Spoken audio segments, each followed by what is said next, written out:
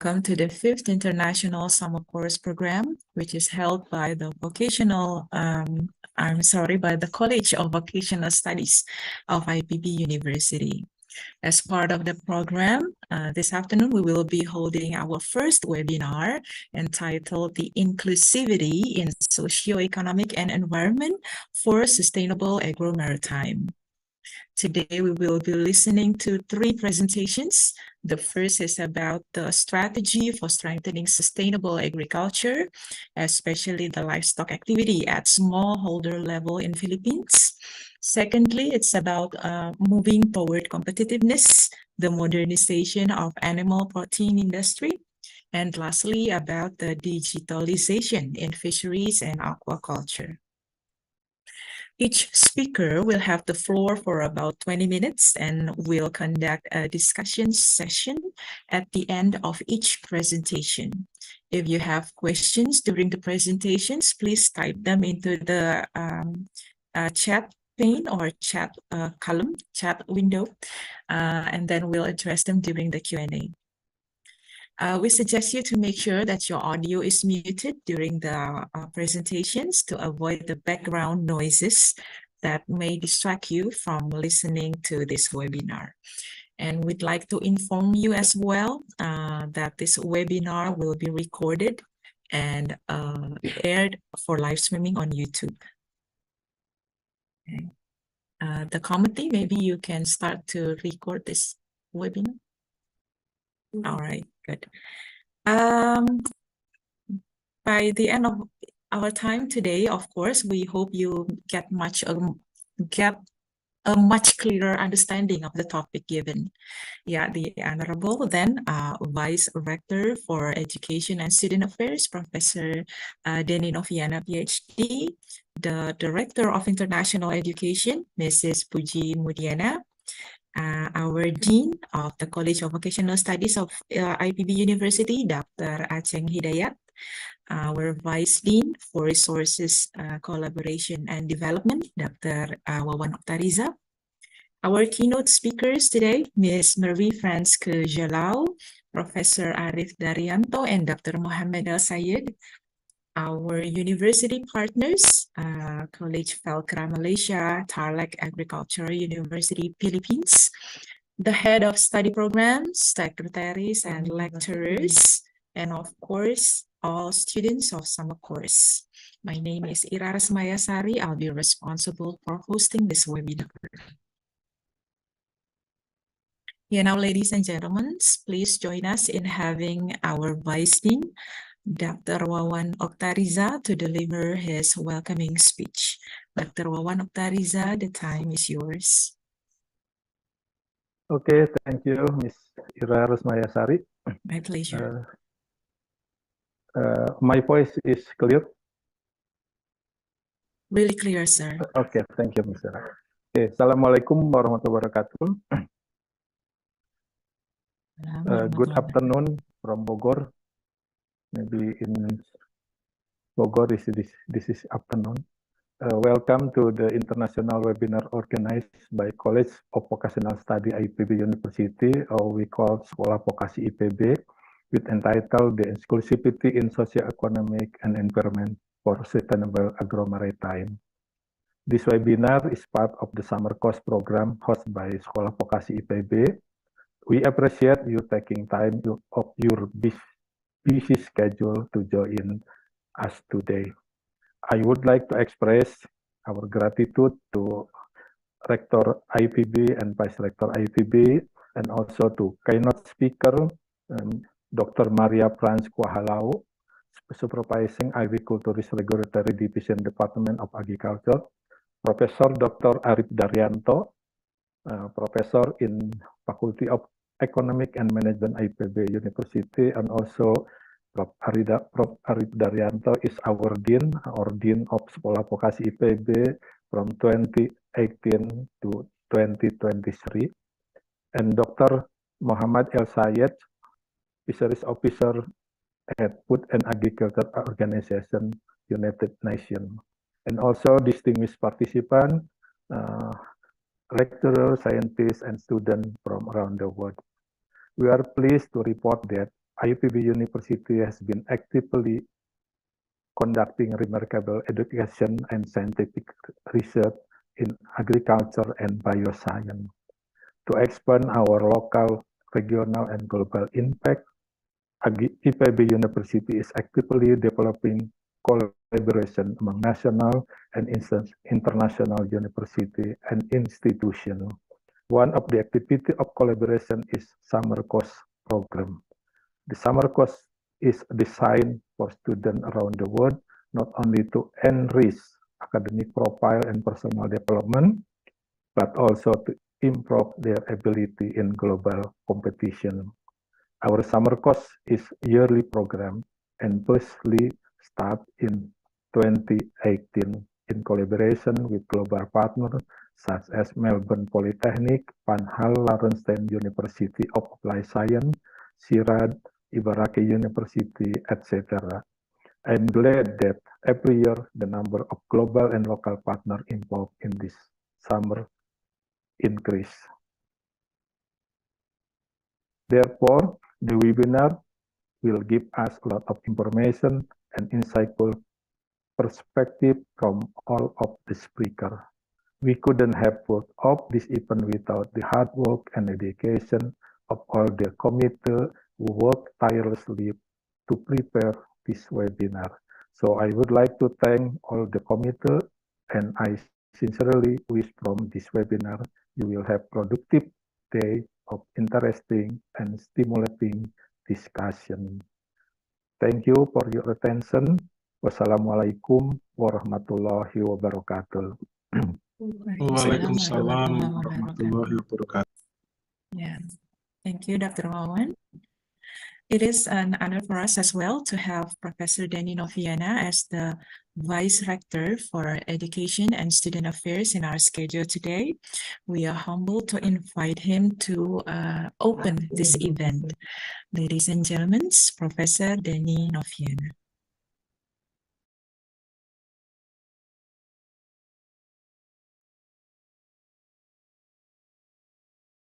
Excellencies, Dr. Aceh Hidayat, Dean College of Vocational Studies, IPB University, Dr. Bagus and Dr. Wawan, Vice Dean, College of Vocational Studies, IPB, Ibu Puji Mudiana, Director of International Education of IPB, distinguished speakers, Professor Marie-France Kwejalao, Supervising Agriculturist, Regulatory Division, Department of Agriculture, RF09, Professor Arif Daryanto, Professor in Faculty of Economic and Management of IPB and also adjunct professor at the University of New England, Australia. Professor Mohammed El Sayed, Fishery Officer at the Food and Agricultural Organization. College Community Sungai Petani, Mariano Marcos State University. Politeknik Ungku Omar, Tarlac Agricultural University, Sulaiman Demirel University. Organizing Committee, Summer Course of Vocational Studies of IPB, Head of Study Program, Secretaries of Study Program, and lecturers of Vocational Studies, and dear student delegates of Summer Course Program around the world. Assalamualaikum warahmatullahi wabarakatuh. Good morning and good afternoon. On behalf of IPB University, let me express my warm welcome at the SV-IPB Summer Course webinar, The Inclusivity in Socioeconomic and Environment for Sustainable Agro-Maritime. You have been kind enough to participate in this activity from the many choices of summer course activities worldwide. I express my heartfelt appreciation. I'm happy to present the SV-IPB Summer Course webinar program organized by the Vocational School of IPB. This program facilitates students and academics to discuss and share knowledge, skills, and experiences designed for students worldwide. This program aims to increase the knowledge and insight of webinar participants, increase opportunities for continued collaboration between IPB University and the universities involved, and to create product design or ideas to solve problems in tropical countries related to agro-maritime. Since 59 years ago, IPB has grown and developed into a college with a very good reputation and plays an essential role in Indonesian national development and higher education as well. In 2020, IPB University was named the #1 best university by the Ministry of Education and Culture of the Republic of Indonesia. Praise be to God. This year, the World University Ranking Organization again released the QS World University Ranking by subject 2023.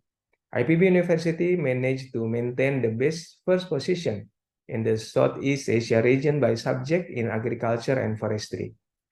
IPB University is ranked first in Southeast Asia, 8th in Asia, and 51st globally. This ranking is evaluated by 5 indicators: academic reputation, employer reputation, citation, age index, and international research network as well. IPB University has been shown a world-class university by improving its strong position in global ranking. IPB University successfully entered the ranks of the world top 10 university that contribute to achieving Sustainable Development Goals or SDGs. The order conducted by Times Higher Education places IPB contribution in the rank of the world top 10 in 3 SDGs goals, namely SDG number 8, which is decent work and economic growth, which rank first in the world. SDG 1, which is no poverty in the NINT ranking, and the SDG number 2, or zero hunger, which ranks 10 in the world. We are living in a time when the most significant challenges are those that affect us all. More than ever, we need knowledge and awareness of the threats and opportunities ahead of us. According to Bitrankman, Resident Representative UNDP China 2022, our world now trapped twice as much heat as it did in 2005. Part of the Amazon are releasing more carbon than they absorb, and the Arctic may be ice-free by 2040. Our exploitation of the Earth's natural resources and pollution means 90% of all large fish have disappeared from our ocean. And 1 in 10 people now die from air pollution-linked diseases. More deadly diseases are also jumping from animal to human. We call it zoonotic disease.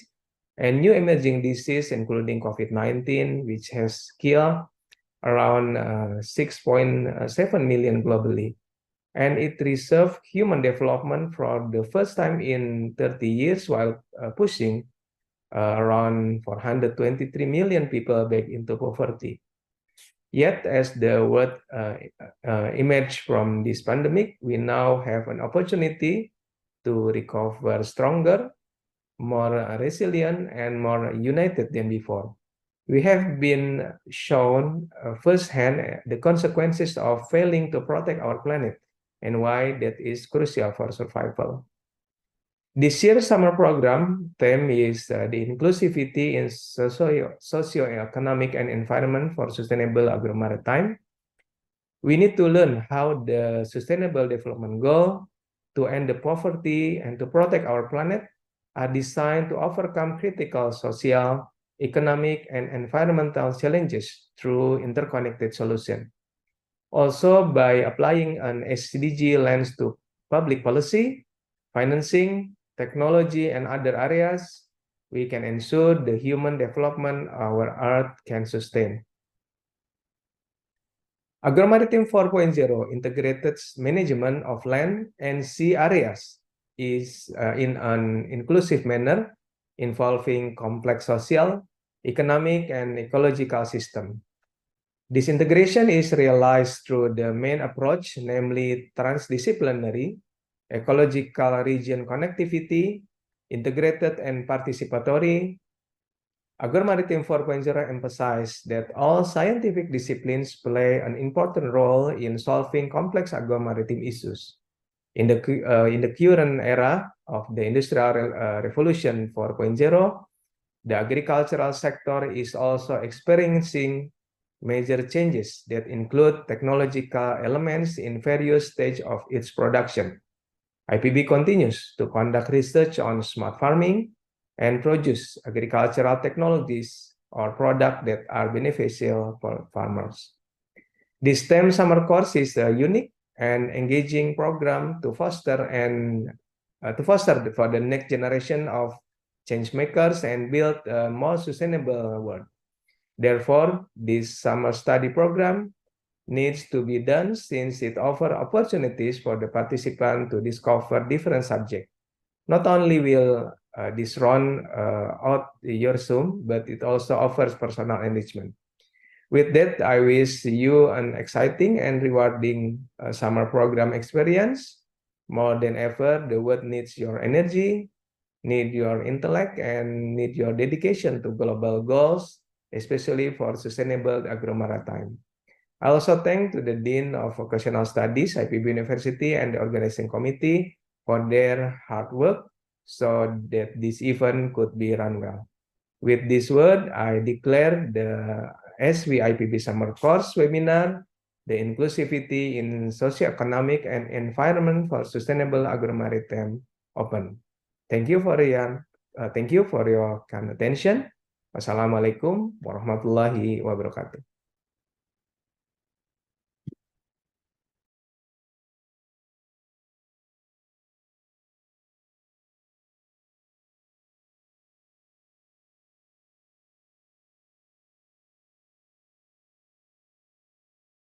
To take pictures for our documentation. Thank you. The committee, would you mind helping me? Yes, are you or Pak Dari, are you there? Okay. Yeah. Miss Ira. Okay. Thank you. I will count in my laptop has 8 slides. Okay. For the first slide. Okay. 1, 2, 3. The second slide. 1, 2, 3. Okay. The third slide. 1, 2, 3. The fourth slide. 1, 2, 3. Okay, I think enough, Ms. Ira. Thank you so much, Mr. Dari, for helping me. Yeah, moving right along then, it is now my pleasure to introduce the moderator of the next session, Ms. Antonia Rumandang Sinaga. Yeah, she is the lecturer in the Management of Industry study program. She earned her bachelor's degree in management from Pajajaran University and her master's in business and management from IPB University. She was also the chairman of the agro-industry summer course for the period of 2020 to 2021. Yeah. Hello, Ms. Tonya, how are you? Hello, Mrs. Ira. Yeah, doing great? Doing great, perfect. Thank you so much for being the MC for today. Okay, great. Then you are ready to lead the next session then, yeah? Yes. We are having troubles in our audio. I will stop talking then. Over to you then, Ms. Tonya. Thank you, Mrs. Ira. Okay. Sorry. Assalamualaikum warahmatullahi wabarakatuh. Good day to you all. Waalaikumsalam. Good day to you all. Shalom Om Swastiastu Namo Buddhaya. The Honorable Vice Dean of Resources, Collaboration and Development, College of Vocational Studies, IPB University, Dr. Insinyur Wawan Aftariza, MSI. We welcome you to this event. Also distinguished speakers, lecturers, students, guests, ladies and gentlemen. A very warm welcome to you all. We are going to start the presentation. May all participants please keep their microphone still muted and turn on their camera during the presentation. Your cooperation will be highly appreciated. Thank you so much. And thank you very much for attending this special event of the 5th International Summer Course webinar, Inclusivity in Socio-Economic and Environment for Sustainable Agro-Maritime, hosted by College of Vocational Studies, IPB University. I would like to introduce myself. My name is Antonia Rumondang Sinaga as a moderator today for this event. To shorten it, you speakers can call me Mrs. Tonya or Miss Tonya. Yeah, ladies and gentlemen, before we start, I would like to inform you the sequence of the sessions program for the next hours. We will have 3 speakers, and each speaker will be given time of 20 minutes for the presentation and another 5 until 10 minutes for the Q&A session. In the end of this session, for participants, if you have a question during a presentation, you can put it on the chat in the Zoom chat window, or you can wait for the Q&A session. For the Q&A session, you can ask the speaker directly by clicking the raise hand symbol on your screen. And please wait until I mention your name before you open your mic. Yeah, without further ado, please may I invite the first presenter to present the presentation. Our first speaker. May I introduce the first speaker, Dr. Marie-France Q. Jallo, DMP, MADF. And her theme for presentation is Strategy for Strengthening Sustainable Agriculture, Livestock Activity at Smallholder Level in Philippines. Next slide. Okay, Mrs. Marie-France, the time is yours.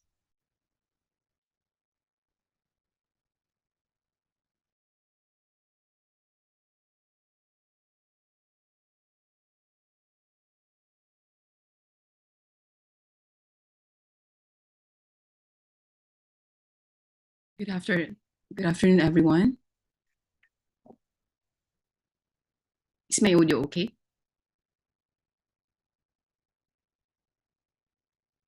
It's okay, Miss. Yeah, we can hear you. So, thank you for today. I am Marie-France Halao, a veterinarian from the Department of Agriculture, Regional Field Office 9, based in Zamboanga City here in the Philippines. So, aside from being a regulatory personnel, I am also the animal health coordinator for the whole region. My topic for this afternoon is the role of a regulatory body in sustainable animal production.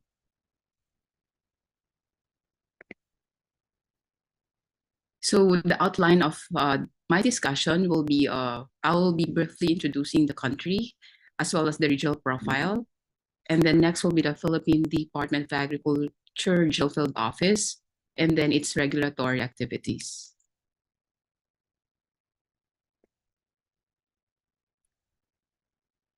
For the country profile, so this is the Philippines.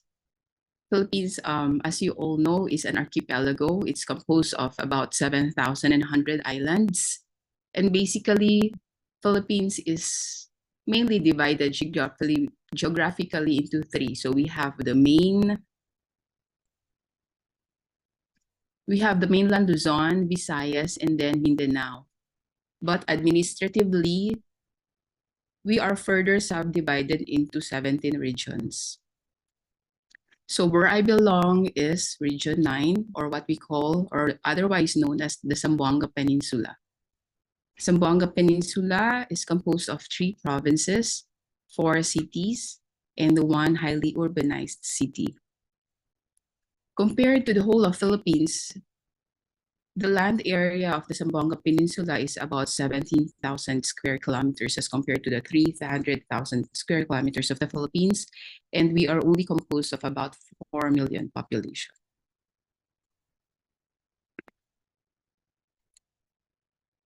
Next, this is our major products for the region. So we have the 4 provinces. We have Zamboanga Sibugay, Zamboanga del Norte, and Zamboanga del Sur. And then the cities, we have Zamboanga City, Dipolog City, Pagadian City, and Isabela City. So we are #1 in sardines production. We are also majoring in seaweeds, abaca, mango, and cacao, among others. So this is the scenic view of our Zamboanga Peninsula. This is a multicultural area.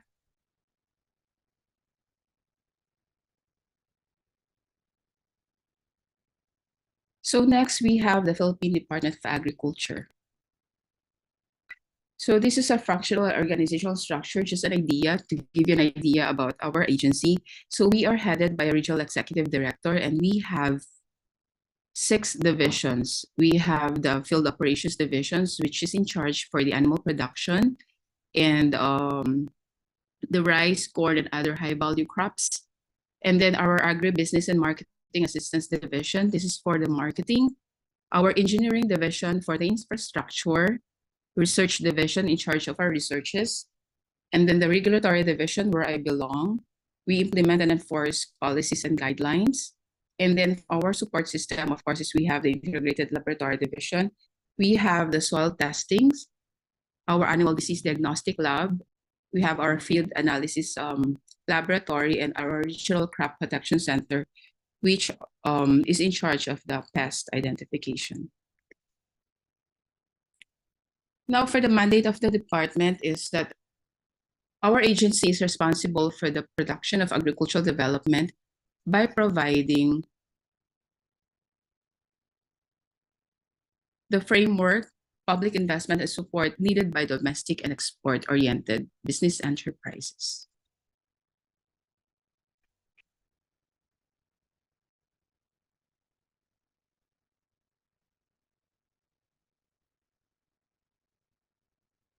The vision of the agency is to uphold or upgrade our smallhold agriculture farmers, as well as fisheries farmers and consumers. Its transformation is guided by the practices of resource sustainability, principles of social justice, and strong collaboration between government and private sector. For our mission, this is to help and empower the farming communities and the private sector to produce accessible and affordable food for every Filipino and decent income for all.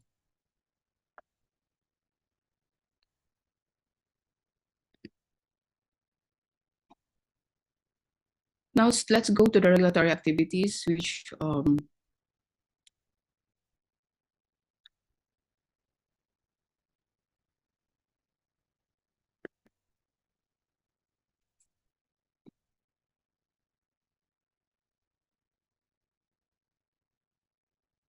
the regulatory division, this ensures the quality of our Philippine agriculture facilities and products are within the domestic and international standards relative to client and consumer acceptability. So basically, we ensure food security and food safety.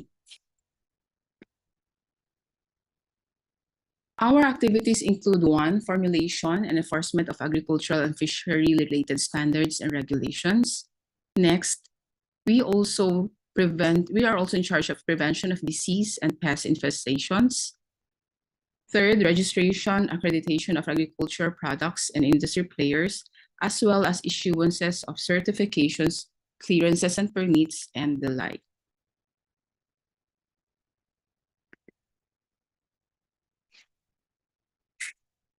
Now for our formulation and enforcement of agricultural standards and regulations, for this purpose, since we will be focused on the animal aspect of the division. So there are policies or Republic Acts formulated, as well as guidelines, good practices, and Philippine standards that are being set as guidelines for all stakeholders involved. Next is we have the prevention of disease infestation. So as a division, we are in charge, or we conduct regular monitoring, animal disease monitoring, investigation, as well as surveillances. So we do surveillances, one, to detect, for early detection of animal diseases. Next is we also need this to prove or to show negative results, or to prove our disease freedom, like for FMD and for avian influenza.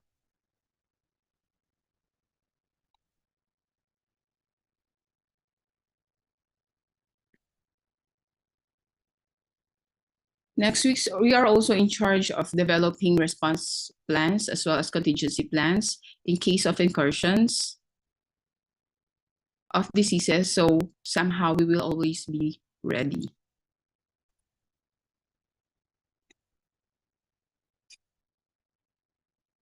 Next, still in consideration of prevention of disease infestations, we have biosecurity measure checklist. These are being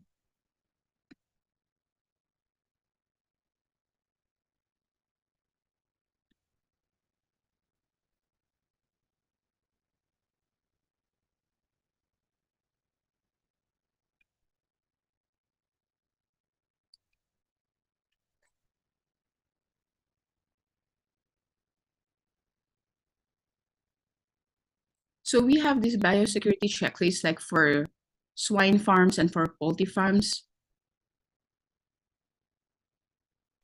So during our facilities inspections, we have to help the farms. We strongly encourage everybody involving farmers and livestock farmers, including poultry raisers, to follow all these biosecurity measures and checklists.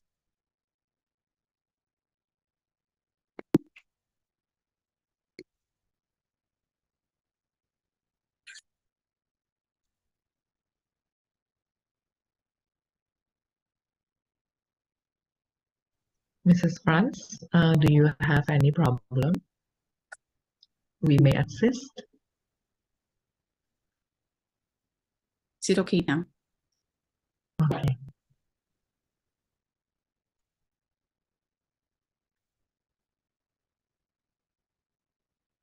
Next, so we do also border control.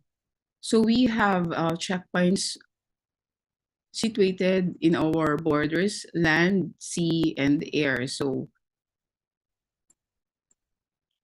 through our land borders in between regions, we have checkpoints. This is to prevent transboundary diseases from coming into area and going out to other regions of the country.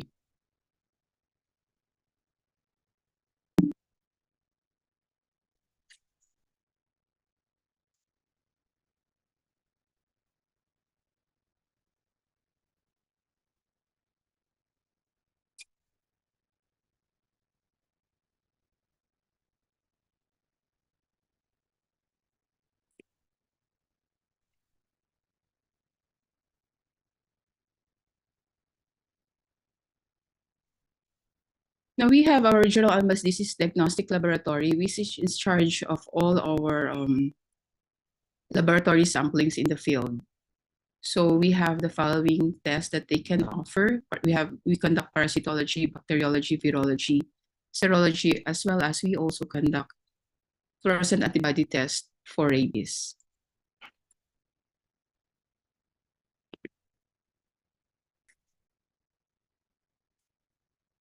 Now, to ensure food safety, as well as preventing illnesses to our animals, regular inspection and audits are being conducted in feed establishments. So we have this what we call agri-vets, or agricultural tradings. So they sell feeds. So this is regularly checked and monitored if their feeds are still within standards before selling them to the market. as well as the source of the feed manufacturers.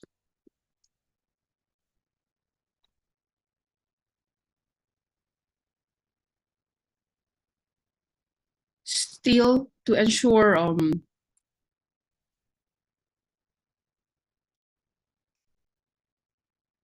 to prevent illnesses coming in from farms, regular monitoring, registration, and inspection, as well as audits of these farms are being conducted. We have the piggeries, we have the poultry farms, as well as the layer farms.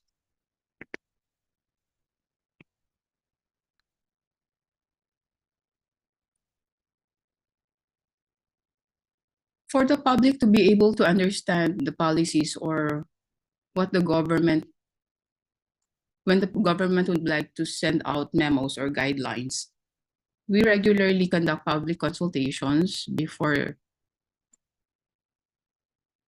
the information of the farmers, the livestock holders, even the local government technicians. So we usually conduct information education campaign, meeting forums, and trainings to these stakeholders.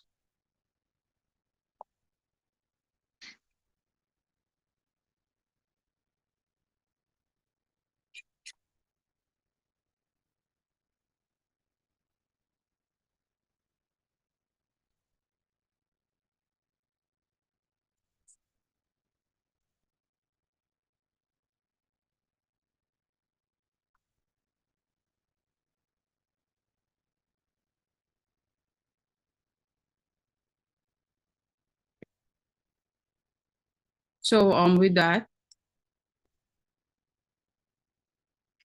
I would just like to rediscuss that sustainable agriculture is one which depletes neither the people nor the land.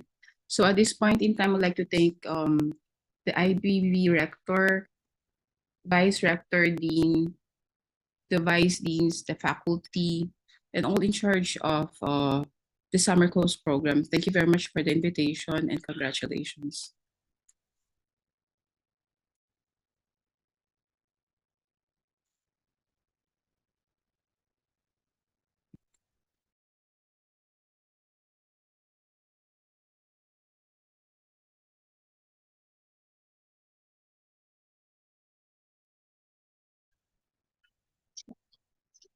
Yeah.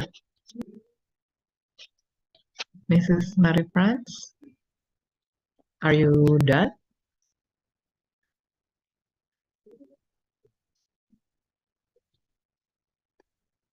Mrs. Marie-France?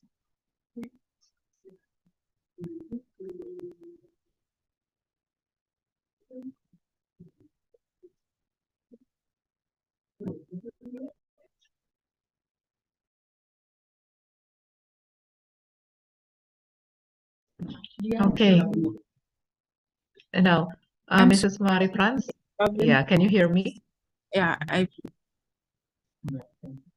We will have a question and answer session. After this, we will give the opportunity for all of the participants to ask the questions. Please raise your hand so I can see on the screen who will be the first to ask the question. But before, I'm so sorry, Mrs. Marie-France, because of our technical failure before, we haven't share your short curriculum vitae, and we will now introduce you. I'm so sorry for our technical problem before. Yeah. Dr. Marie-France, Q Jalao, DVM, G Div DEF. I'm sorry. Yeah. She graduated from Visayas State University, Visca, by City from Leyte, Philippines, with the course of Master of Agricultural Development. I'm so distracted. Yes, I'm sorry. It's okay. Yeah, may I continue? Yeah, Master of Agricultural Development from 2003 until 2009. And then she also graduated from University of the Philippines, Los Baños, Laguna, Philippines, with the course of Doctor of Veterinary Medicine, 1995 until 2001. Oh, the same with my parents. Los Baños, Philippines, University of Philippines. Western Mindanao State University, Zamboanga City, with the course of Bachelor degree of Science in Nursing, 2004 until 2006. Yes. And for work experience, she is responsible for supervising agricultural department of agriculture and fifth generation for Alvarez and Zamboanga City from 24th of March 2016 and present. And also veterinarian, first until the third department of agricultural regional animal disease diagnostic laboratory. From veterans, I'm sorry if I mentioned it wrong, Tetuas, Zamboanga City from November 2001 until March the 23rd, pejabat nggak ada kan? 2016. Pak Wawan juga ada kan?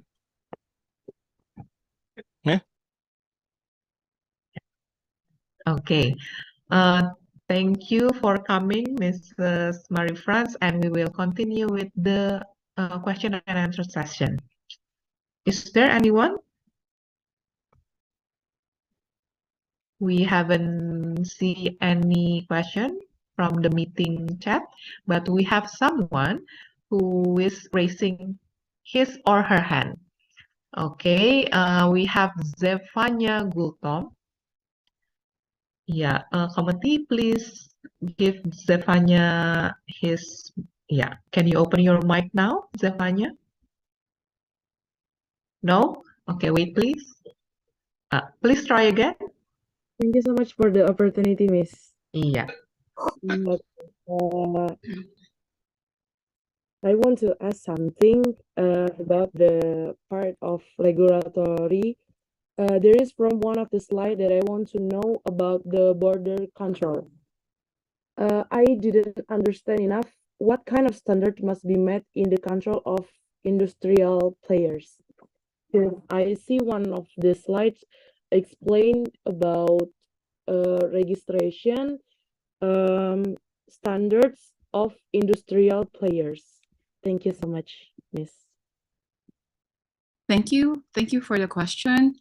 Actually, there are no standards for the border control. It's just that we follow some guidelines on what to do or what not to do during transport of either live animals, animal byproducts, and products. This is to prevent the border controls are there to prevent transboundary diseases from coming into the area or from going out and infesting other areas. Okay. Yes. Zefania, are you from College of Vocational Studies? Yes, Miss. I'm Yeah. from vocational student, major of technology and management of aquaculture. Oh, yeah, from aquaculture. Yes. Thank you for your question. Is the answer Did enough for you? I think answer? Okay. Mrs. Marie-France, do you want to add something? No, I just wanted to ask if I was able to answer her question. Did I understand the question right? Yes, now I Apakah cukup menjawab pertanyaannya? it's clear for me. Thank you. Okay. Thank you, Miss. Thank you. We also have another hand raised. Oh, it's gone? Who is it? I'm sorry. I cannot see it now.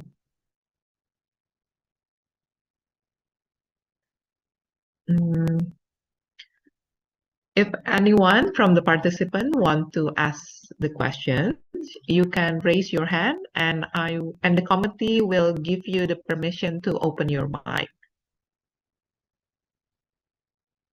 Or if you have problem with your mic, you can write down your question on the chat Zoom.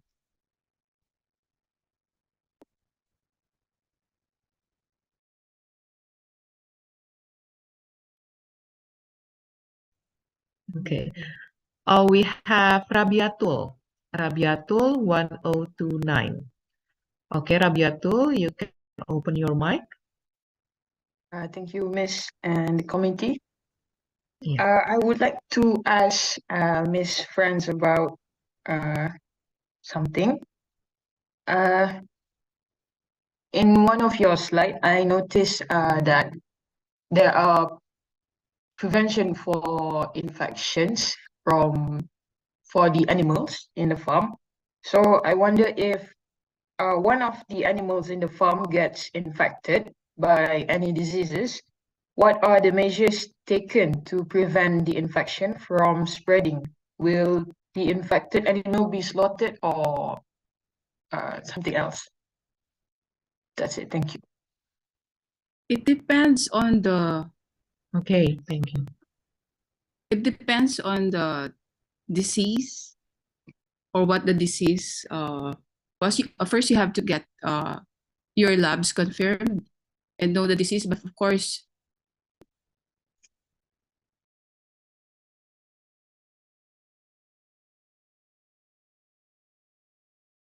if it is zoonotic, or like the case for what we have right now is like for the case of African swine fever. So if it is confirmed as African fever, so automatically the whole of the population in the farm is automatically depopulated. But if it's just a case of not that economically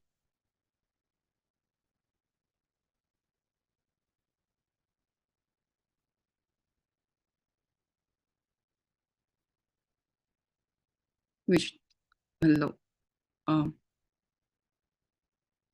if it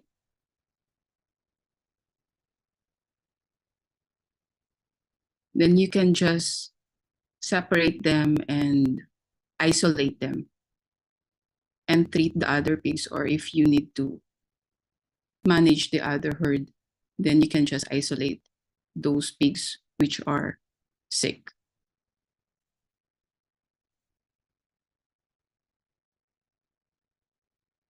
Okay, Mrs. Marifrans. I'm sorry because I think your connection is not good enough.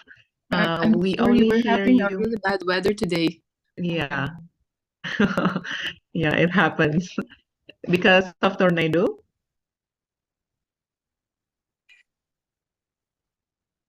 Okay.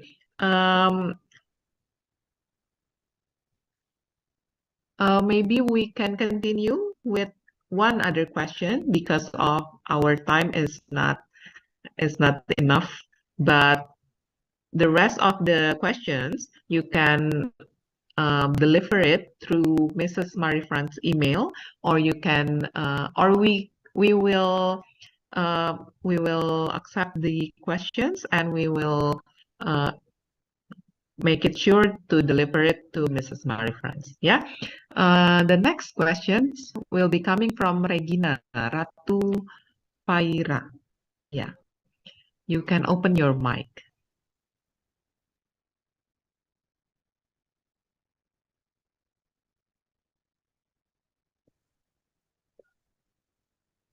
Can you unmute yourself, Regina?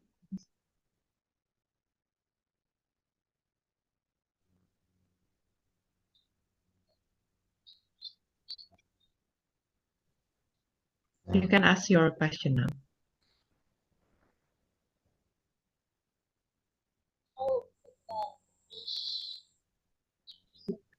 You need to speak more clearly and directly to the mic.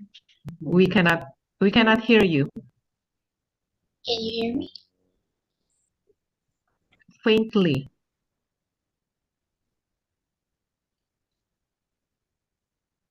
Or you may write it down on the chat Zoom, please.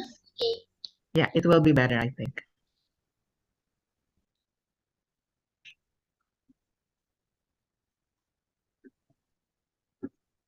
Seems like the connectivity is not the only problem in Philippines, but in Indonesia as well.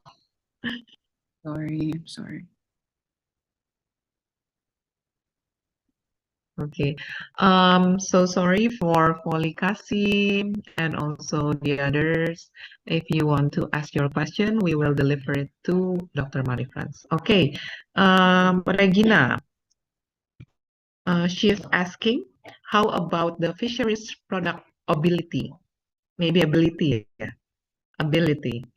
Is it also have regulation in Zamboanga Peninsula? Mrs. Franz? Yes, we do also have regulations for our fishery products here in Zamboanga Peninsula, particularly that we are the #1 in producing canned sardines. Oh, that's very interesting. You're the #1 producer of, For the whole of the Philippines, yes. oh, for the whole of Philippines. Yes. Are you located in the coast? Southern, yes. Mm. Oh, okay. Maybe we can learn from it if we got the chance to see you there. Yes, of course. Thank you so very much, Dr. Franz, for your presentation and also for your answers. I'm also so sorry for the next questioners because we cannot answer you directly now. Maybe you can ask your other question for our next speaker. Yeah, because the time is tight, so we have to continue with our next session. Thank you so much, Mrs. Franz, Dr. Franz, for your time. Thank you very much. I'm sorry again for the question. Yeah, no problem, no problem. Yeah, it happens. Okay. The committee, please, can you present the next bumper? Okay. Yeah, without further ado, may I invite the second presenter, that is our one and only Professor Dr. Insinyur Arif Daryanto, MHA, with the topic of moving toward competitiveness, modernization of animal protein industry. Yeah, he is our previous dean in our College of Vocational Studies, IPB University, and I'm sorry. He has his master's degree from Diploma of Agricultural Economics and Management and Master of Economics from University of New England, Australia, 1990. And he also finished his doctoral degree, Doctor of Philosophy from University of New England in 1999. He is the permanent lecturer in the Department of Agricultural Social Sciences, Faperta IPB, from 1986 until 2000, and also a permanent lecturer in the Department of Economics, FEM IPB, from 2001 until 2023. And he is also the professor in the field of economics development, FEM IPB, in 2022. His career experience, as I mentioned before, he is the previous dean of our College of Vocational Studies, IPB University, until 2023. And also, after that, he is the head of IPB Leadership and Executive Education Institute. And yeah, and without further ado, may I invite our second speaker, Professor Dr. Insinyur Arif Daryanto, MHA. Please, Professor, the time is yours. Oke, terima kasih Bu Tonya. Tadi, tadi diminta apa namanya addressing you as Miss Tonya ya. Okay, I was you're right that I was the first dean of Sekolah Vokasi IPB, and then now Dr. Aceng Hidayat is the second dean. Then actually Bu Tonya, I would like to say Assalamualaikum dan juga selamat sore ya kepada semua peserta, all the participant for the summer course this year.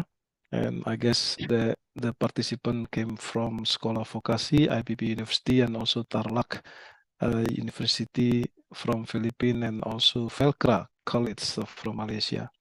And also saya juga mengucapkan selamat sore kepada Ketua Program Studi yang hadir pada hari ini, dan juga tidak kalah pentingnya terima kasih kepada all steering committee ya yang menyelenggarakan acara ini. Acara ini merupakan acara yang sangat bagus untuk para mahasiswa, dan juga for the lecturer also is really very good to improving the knowledge on sustainable agriculture. So Bu Tonya, I would like to change actually the title of the presentation become Sustainable Agricultural Development, Food Security and the Role of Livestock, just to make an harmony presentation from two other speakers and also from the welcoming speech for Pak Rector this afternoon. So my presentation outline is that the first I would like to motivate all the students on introductory remarks, and also I would like also to share mega trends affecting the global food sectors in the world, and what is the sustainable agriculture development, and also related to the food security, and then role of livestock in sustainable agriculture development, and also concluding remarks. Next, I would like to share the quotation from Charles Darwin, is the father of evolution. He said that it is not the strongest of the species that survive, nor the most intelligent. It is the one most adaptable to change. Bukan spesies terkuat yang akan bertahan, dan juga bukan yang terpandai, tetapi yang paling beradaptasi terhadap perubahan. So we are now turning to the era of sustainable agriculture. So we should change, or we should shift our mind to this latest concept, sustainable agricultural development. Next, megatrends affecting the global food sector. For example, that we can characterize, we can put to what we call it 6 changes in the near future. The first one is demographic and income trends. In 2050, Bu Ima, please next the presentation. In 2050, there will be 10 billion people, and also growing income per capita and increasing urbanization will make the pattern of the production and also consumption will be changing.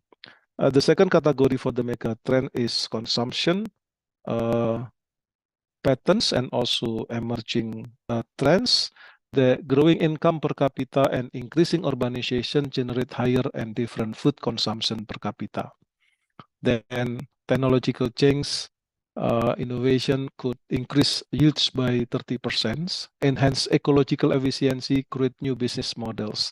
So here, one of the pillars of ecological efficiency is being introduced. So we need to have sustainable agricultural development concept. Then the impact of the climate change. Agriculture itself is responsible for higher gas emission, gas GHG emission, and then also the high rates of undernutrition due to the availability of fewer calorie per capita. So at the moment that in developing countries, we do have the phenomenon called triple burden of malnutrition. One is obesity, one is under the undernutrition, and the third one is lack of micronutrients. So we call it triple burden malnutrition, will affect the numbers of the poor people in developing countries.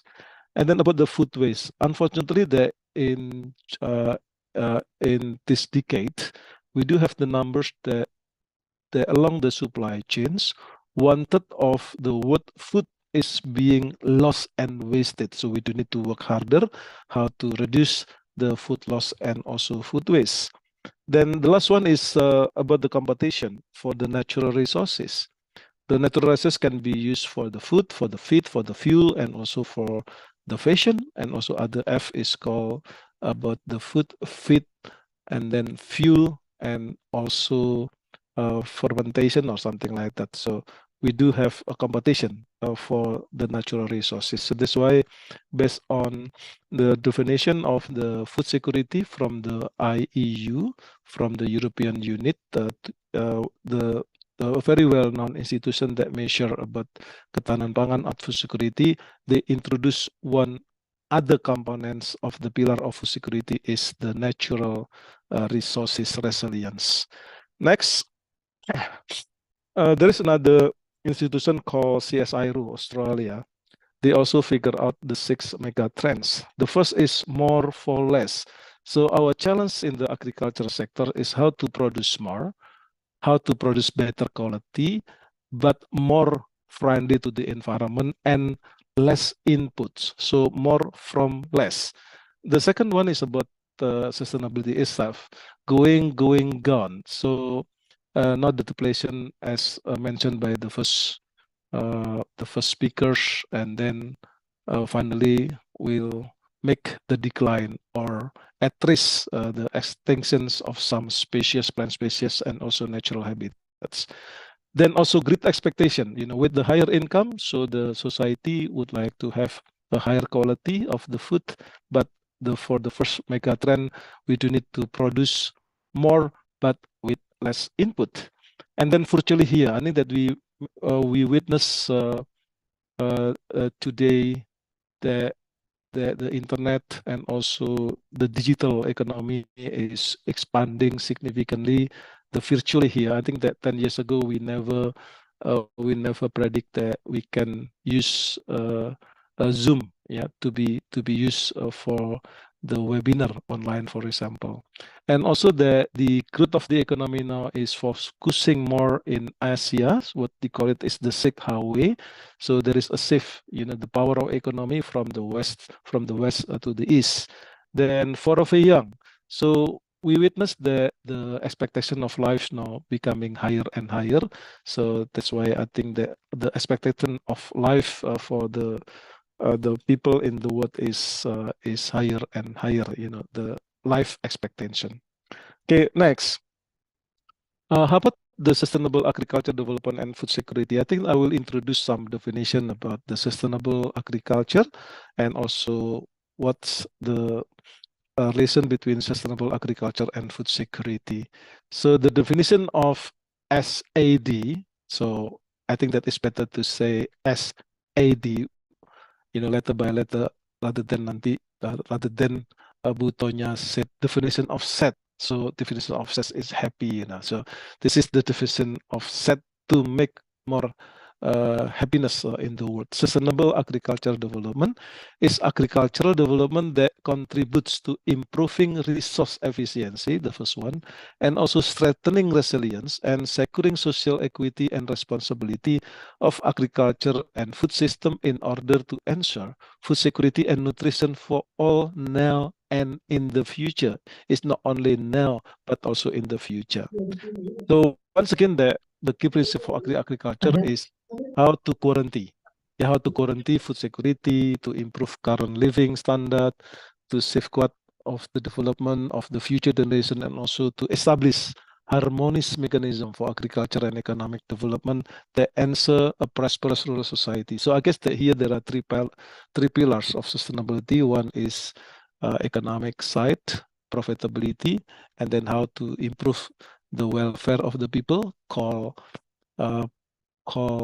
people. The first one is profit. The second one is planet, how to make people more happy and more sustainable. And the third one is about planet, how to maintain the quality of the planet.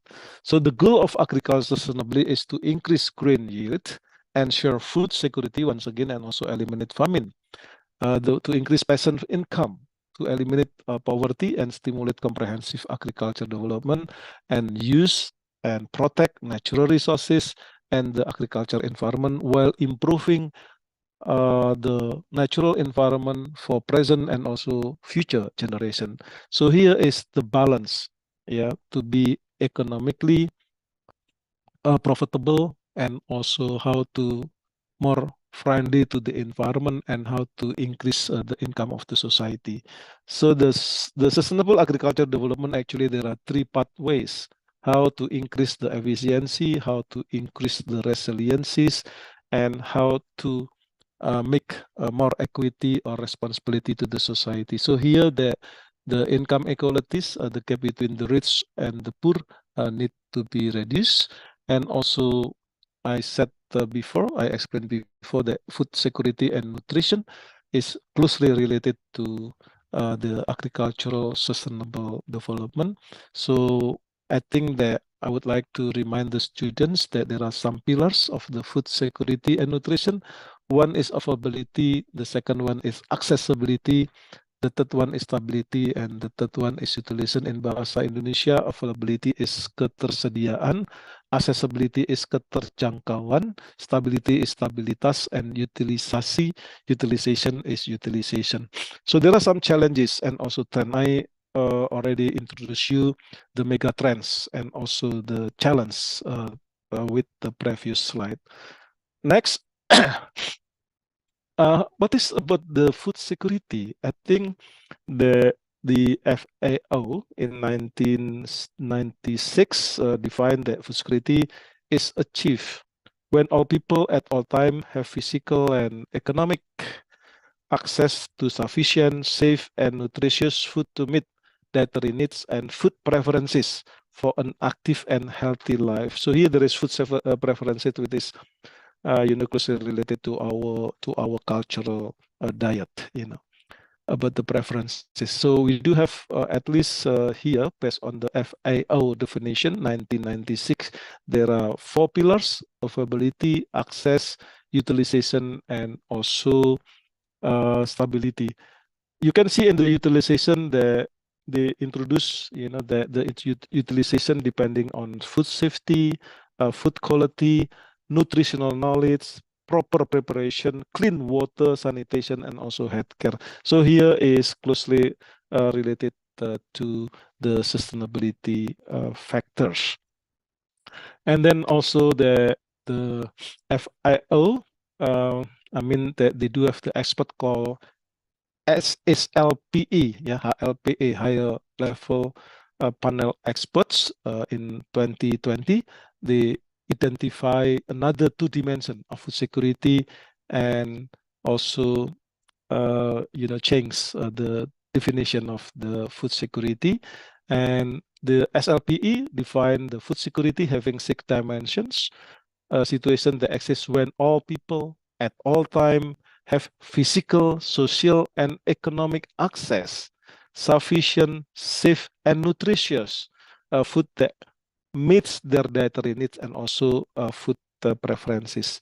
And then in this concept also introduce another two pillars. Next, what they call it, sustainability and agency. We can see here in the sustainability, here said that we can add another 4 pillars of ability, access, and also utilization, and then stability, agency, and sustainability. So here sustainability means that food system practices that contribute to long-term regeneration of natural, social, and economic system, ensuring the food needs of the present generation are met, without compromising the food needs of the future generation. So we do need to think, about our children next, our grandchildren, and so on. And then there is another pillar called agency here. the individual or the groups having the capacity to act independently to make choices about what they eat and so on and so on. So I think that the food security we do need to have in the self in our self paradigm, and also to the team, and also to the organization, and also how to lead the food security definition change in the near future. So I think that we do need to act together about the 6 dimension of food security ini on the category of agency here, multi stakeholders agency. Next, for example, for the challenges affecting the 6 food security, for example, in the availability, di tingkat ketersediaan, we could increase, the yield, because now there is still the gap between traditional farmers and also the estate farm company, estate perkebunan, dan juga petani kecil, petani sedang, petani luas. Yeah, we still have the gap, and also we still have the gap between productivity in the laboratorium, in the teaching center, in the learning center, in the research center, with what actually happens in the field, in the farmers level, for example. And then also declining public sector investment in agriculture. In the world, at the global level, there is a decrease, public sector investment in agriculture. Previously, for example, in our new order, era Orde Baru waktu itu, Indonesia can achieve the self-sufficiency with rural, with a big portion of the rural investment, for example, how to build the dam, how to build infrastructure, how to build the market, and so on, to be closer, to the petani or peternak ataupun nelayan. And then lack of, research funding at the moment, lack of the resource rise, and so on and so on.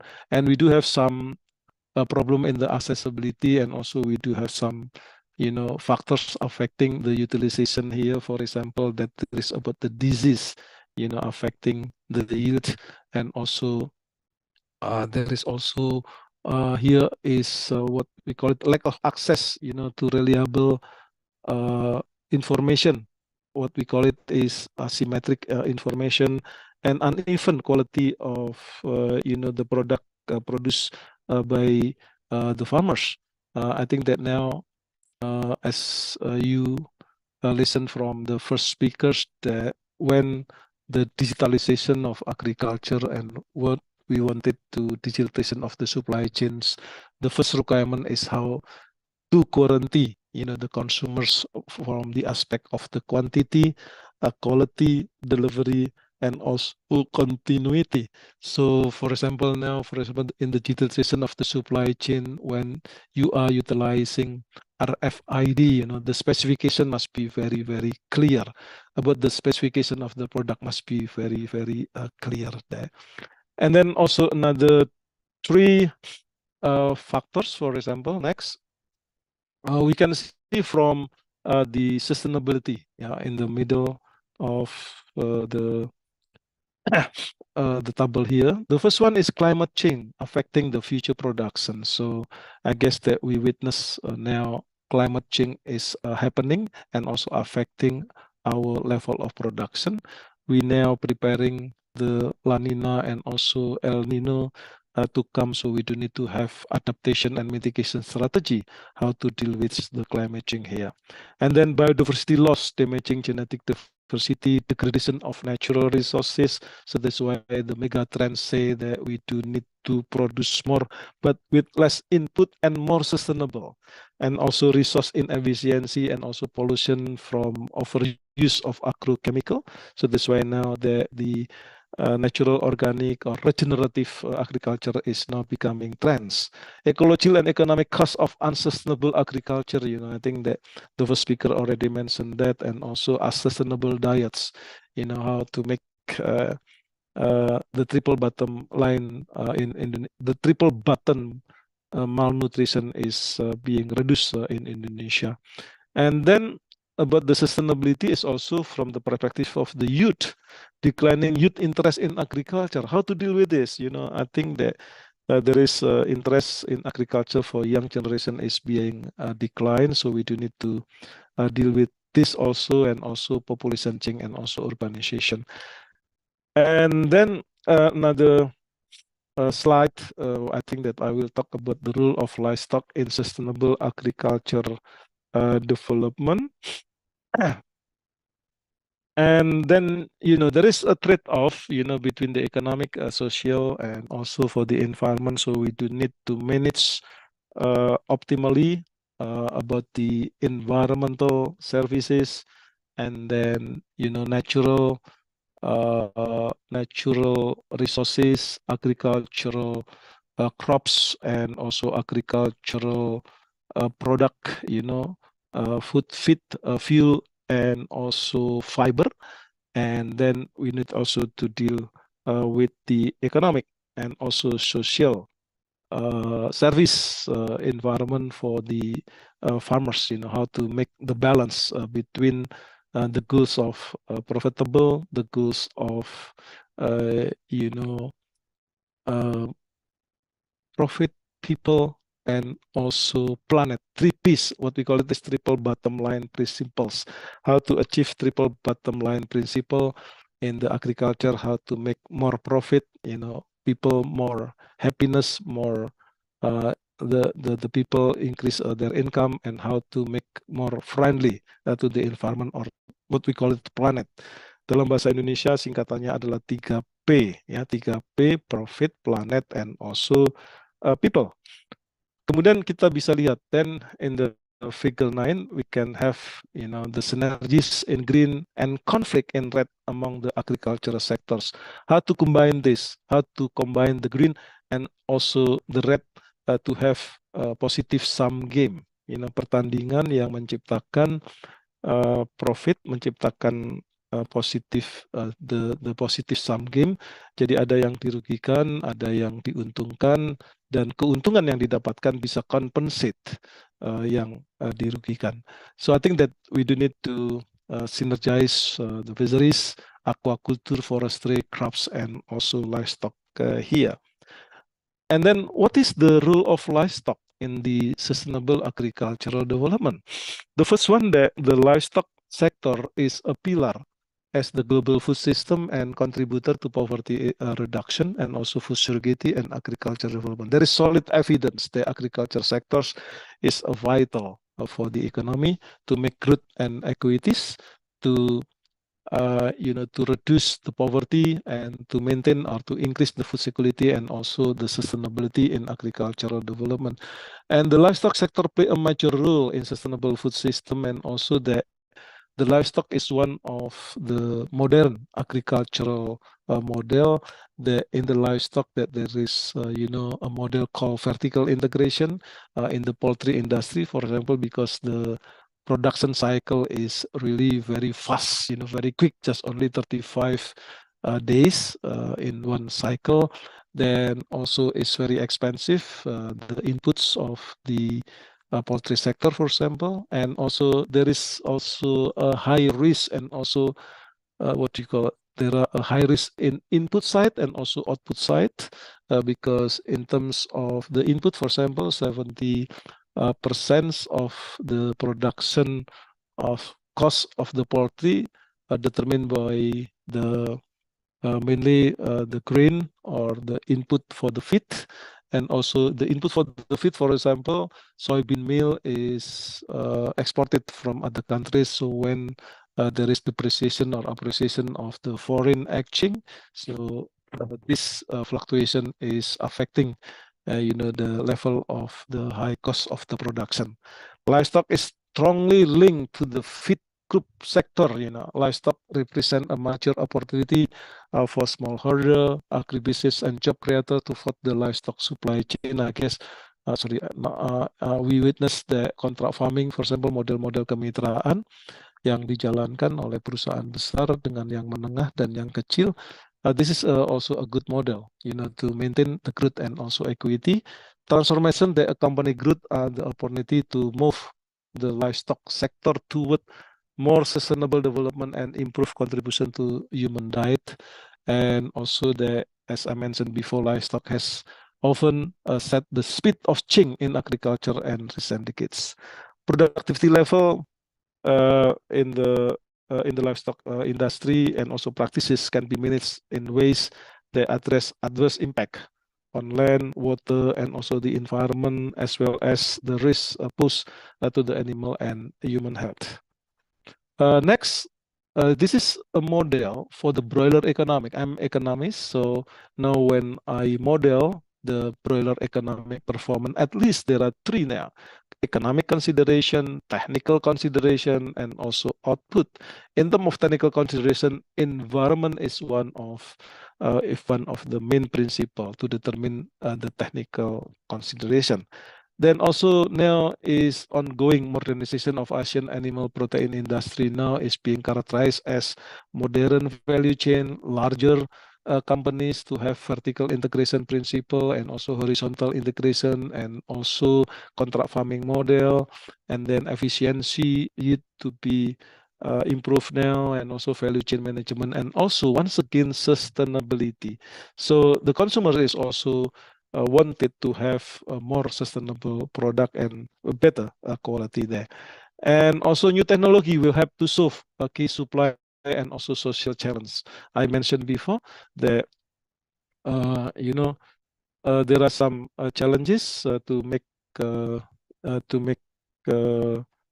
more sustainable in agriculture and livestock. Now that you can see, for example, that for the quality management, horizontal vertical integration, now the supply chain needs to have a tracking and tracing, and also value chain coordination, and also benchmarking. So once again, that the standard must be very, very good, and also compliance with the modern supply chains for the tracking and also tracing while they are using the digital supply chain, for example. And also the related also to the animal health and also welfare, is also determining the sustainability in livestock in broiler sector, for example, mortality rates, density, disease, and also stress, for the animals. So that's why now closed house poultry housing, closed housing for poultry now is becoming necessaries. And also how to make a better financial and technical performance, how to make the growth rates improve, how to reduce the FCR, food conversion ratio, and also yields, how to make better yields in our animal industry. And then about the environment impact here, you see the environment impact, there are 4 factors that need to be considered. One is footprint and also efficiency, energy, and also water usage. In the near future, we do need to deal with what we call it the FEWS phenomena, FEWS, food, energy, and water sustainability. So I guess the production for the animal need to consider this aspect. And then next, Bu Ima, there are also how to make more value addition. So our paradigm need to be shifted from just only concern on quantity, self-sufficiency, to qualities. For example, here how to make the value addition in the supply chain here. We do have a traditional model. So we just slaughter the live bird with traditional scheme of farm, for example. In the near future, we do need to work harder and also smarter to have no antibiotic for human health. Then to make more value addition, also how to make antibiotic free in our food, and then goes to organic and also growing. And in the developed countries and also developing countries, there are some very good example. Here is brand McDonald's, and also the company Tyson, Pilgrim, and so on is now moving to more value addition with product differentiation, which is more sustainable production process or supply chain process, because the sustainability should be from on farm to retail side or consumer sites. Then about the breeding industry. I guess that in the breeding industry, in the chicken industry, for example, chicken meat industry, previously in 1960, the global industry just only focus more on growth, about the weights of the chicken. But now, excuse me, and today there are concern about the chicken performance and environmental impact. So this is related to the sustainability, about the growth, about the yield, about the livability, about the robustness, and also feed conversion efficiency or FCR, and also about the animal welfare, and also fitness of chicken is also being considered also, and reproductive fitness, and also being considered. So there are three main factors. Previously in 1960s just only focus more on growth, but now is a variety factors determining the breeding goals in the chicken industry, for example. Concluding remarks from Irene Rosenfeld. I just only to remind you that it is clear the agriculture done right, it is the best mean the world as today to simultaneously tackle food security, poverty, and environmental degradation. Demikian Bu Tonya dan juga para mahasiswa. I guess that I use campur-campur bahasa Inggris dan bahasa Indonesia, so the student from overseas could learn bahasa Indonesia. Bahasa Indonesia is simple and easy to learn. Terima kasih. Terima kasih. Thank you very much, Professor Arif, for a very compact and insightful presentation about the mega trends affecting the global food sector, also the sustainable agriculture development and food security, and also the role of livestock in sustainable agriculture development. Thank you. Terima kasih for the knowledge sharing, Professor. Very interesting insights share. I'm sure it will be very useful for us, either for summer course participants and for those who have not yet become the summer course participants. Okay, we are now entering the question and answer session. If there is questions, you can write it down on the chat Zoom, or you can raise your hand. We have already 3 participants who raised their hand, and I will ask the committee to please help give them the permission. And I will invite Polikasi for the first questioners. Yeah. Okay. Am I audible, Miss? Yes, you are. Okay, thank you. First of all, I want to say thank you to these good presentations. I'm Volika and I'm from Communication, Digital, and Media. So it's a new thing for me to learn about sustainable agriculture and so on and so on. So I just wondering, it's so complex about SID, and then it's on need collaboration of some stakeholder and partnerships to achieve the goals. And I just wondering what we can do as individual person who not really understand about the system.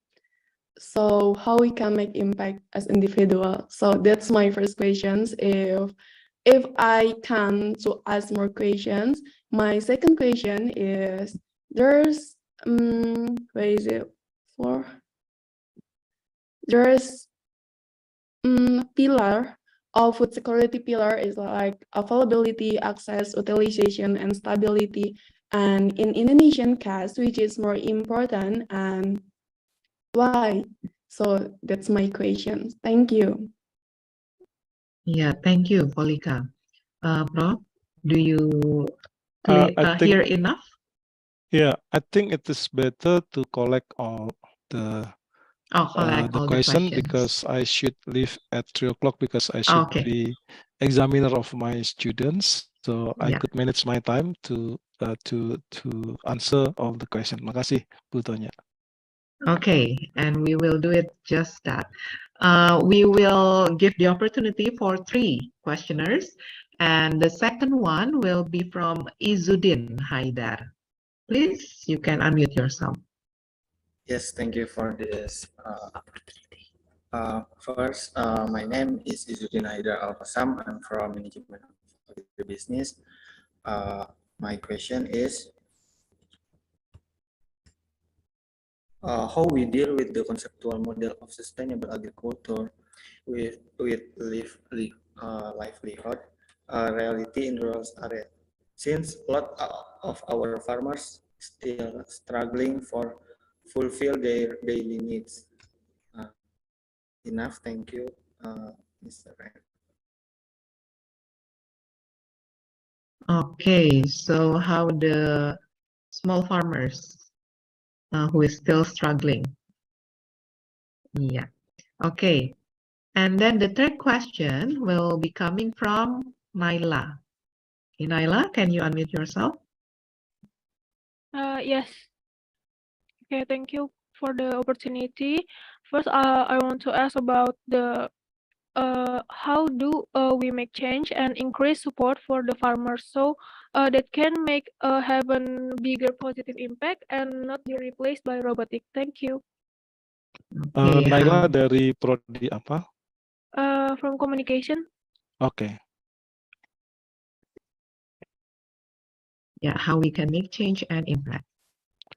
Yeah. Okay, I think that's all, Prof. Oke. Terima kasih pertanyaannya bagus-bagus dan juga challenging ya Bu Tonya. Iya. The first from Folika ya, from communication, digital and media. I guess to be a very good, excellent communicator, you do need to know about the product knowledge. Otherwise, becoming a good communicator when you are not, understanding what the message, the product, there will be dangerous communication, right? Yeah, I think about the 4 pillars of the food security. There are actually this is a multi-dimension concept, I mean, that we call about the availability. About the availability, I think that you do need also to know about the availability is being determined by domestic production and also food stock, or we do have, yeah, and also imports, if the domestic production is not enough, so the country must import, for example. And also there is food aid from developed countries to developing countries, bantuan pangan. So once again, that when we are lack of the domestic production, so import is not what you call dilarang ya. It's not apa itu dilarang tuh Bu Tonya ya. It's not forbidden. I'm sorry. It's not forbidden. I mean that, for example, for the milk industry, for example, we just only have 20% of the productions, meets the consumption of the Indonesian societies, and also for the meat sectors, we are only having about 70% of our capacity to meet the production need domestically. So, but for the kelapa sawit, we are exporting. For coffee and also for chocolate, we are exporting. So once that we do have competitive advantage in one community, we are exported. But when there is lack of production in our country, we do need to import from other country. About the access, I guess for example, COVID-19 and also the economic crisis, reducing the power, reducing the daya beli, purchasing power of the society. So we do need, in Indonesia, when the COVID-19 coming, we have bansos, bantuan sosial, to increase the purchasing power of the society, for example. So here is once again depending on the political, economic, social factors, and also distribution of the income, whether merata, or what we call it, is there inequality in this country? If there is, so we do need to have a different policy for these groups. And also about the purchasing power asset, and also for the market infrastructure.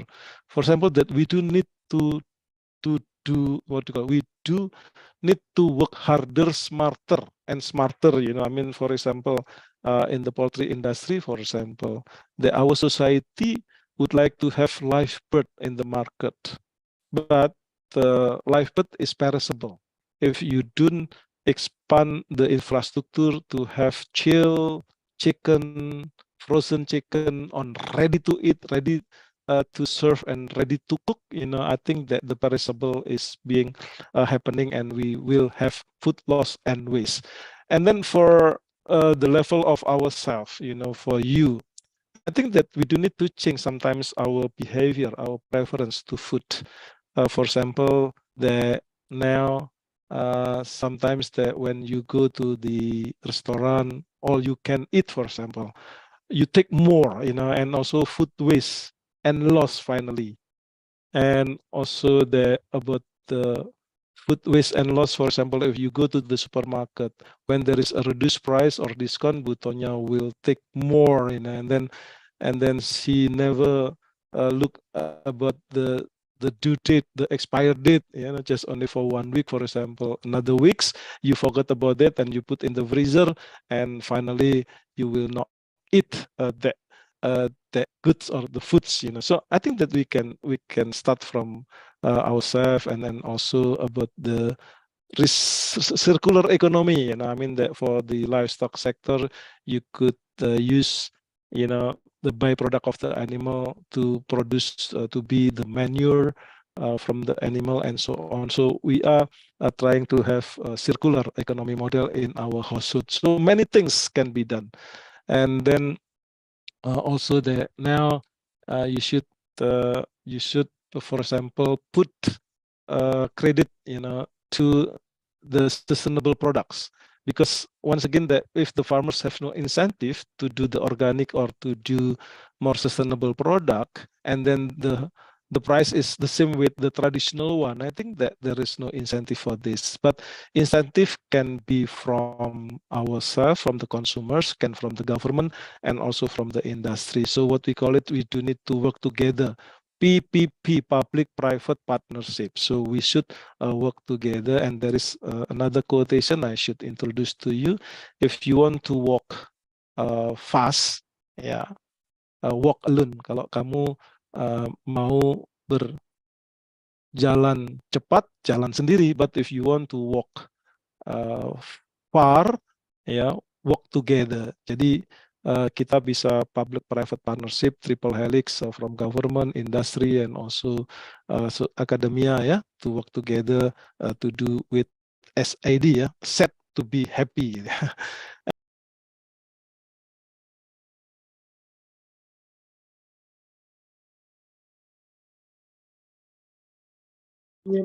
Sorry, Professor, you're muted.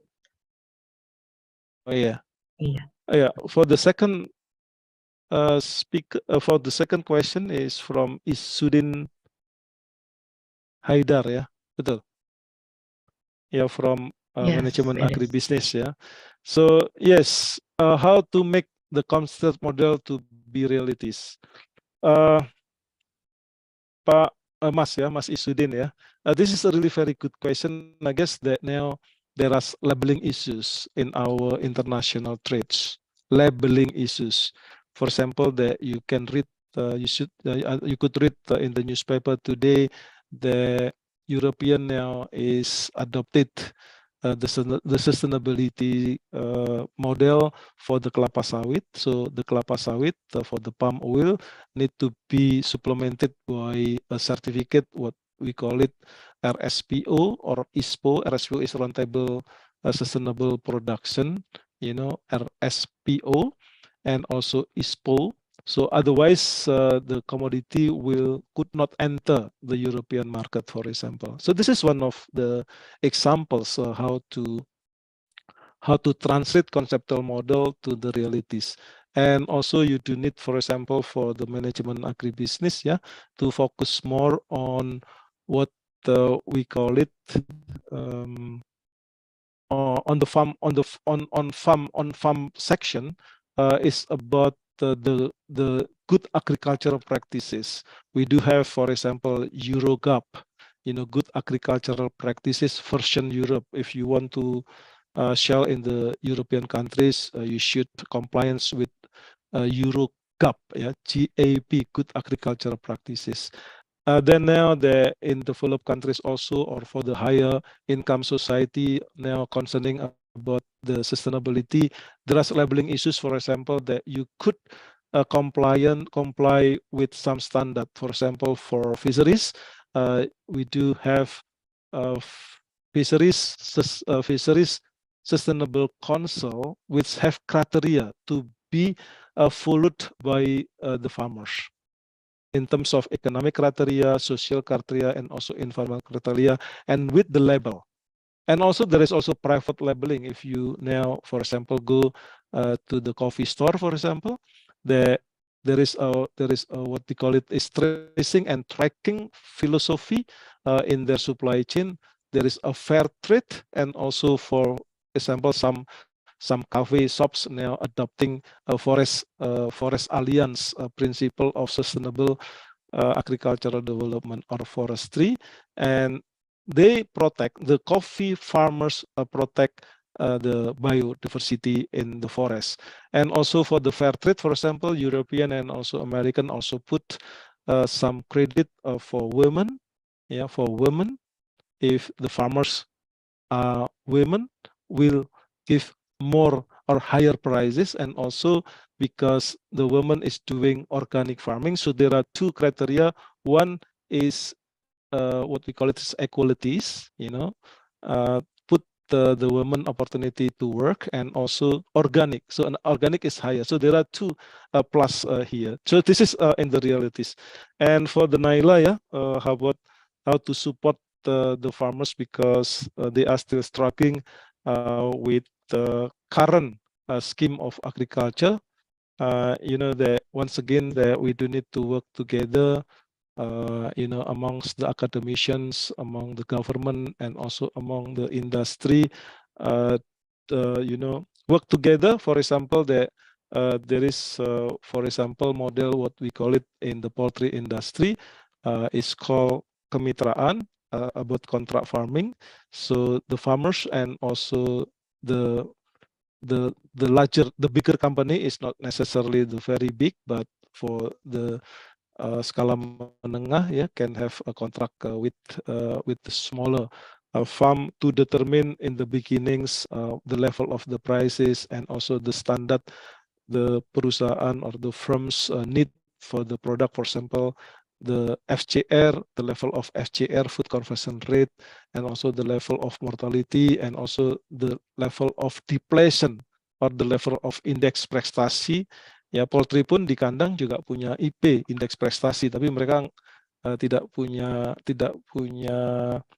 level cum laude, pujian ataupun menengah, tapi they do need to have threshold minimum to be produce by the farmers. And then the risk can be shared between the company and also the farmers. But the farmers itself, can work very carefully, to monitor the qualities of the chicken they raise. And I guess that, for example, in the campus Sukabumi, we can raise the chicken from the screen of our mobile phone, and to see they are growing, and also what the quality at the moment they are now, and how to intervene, how to inject to be higher quality from the current existing condition is also can be done by digital mechanism. Saya kira itu Bu tanya pas, saya kira karena sudah jam 3 saya harus switch to another layar, to another screen to attend the colloquium for my students. Terima kasih kepada Bu Tonya dan juga semua partisipan, dan juga Ibu dan Bapak Ketua Program Studi dan dosen yang hadir ya. Terima kasih. Yeah, thank you so very much for your time, Professor Arif. It's a very complete and elaborate and comprehensive answer from you for many aspects. Thank you so much, and thank you for your time, and we really appreciate your time and coming here. Okay. Yeah, you are coming free here to virtually. Yeah. If you have another schedule, you can use your time. Thank you so terima much. kasih Bu Tonya. Sama-sama Bapak, sehat selalu Pak. Yeah. And next we will continue with our third speaker. Okay. Please, Commenty, can you please show the bumper?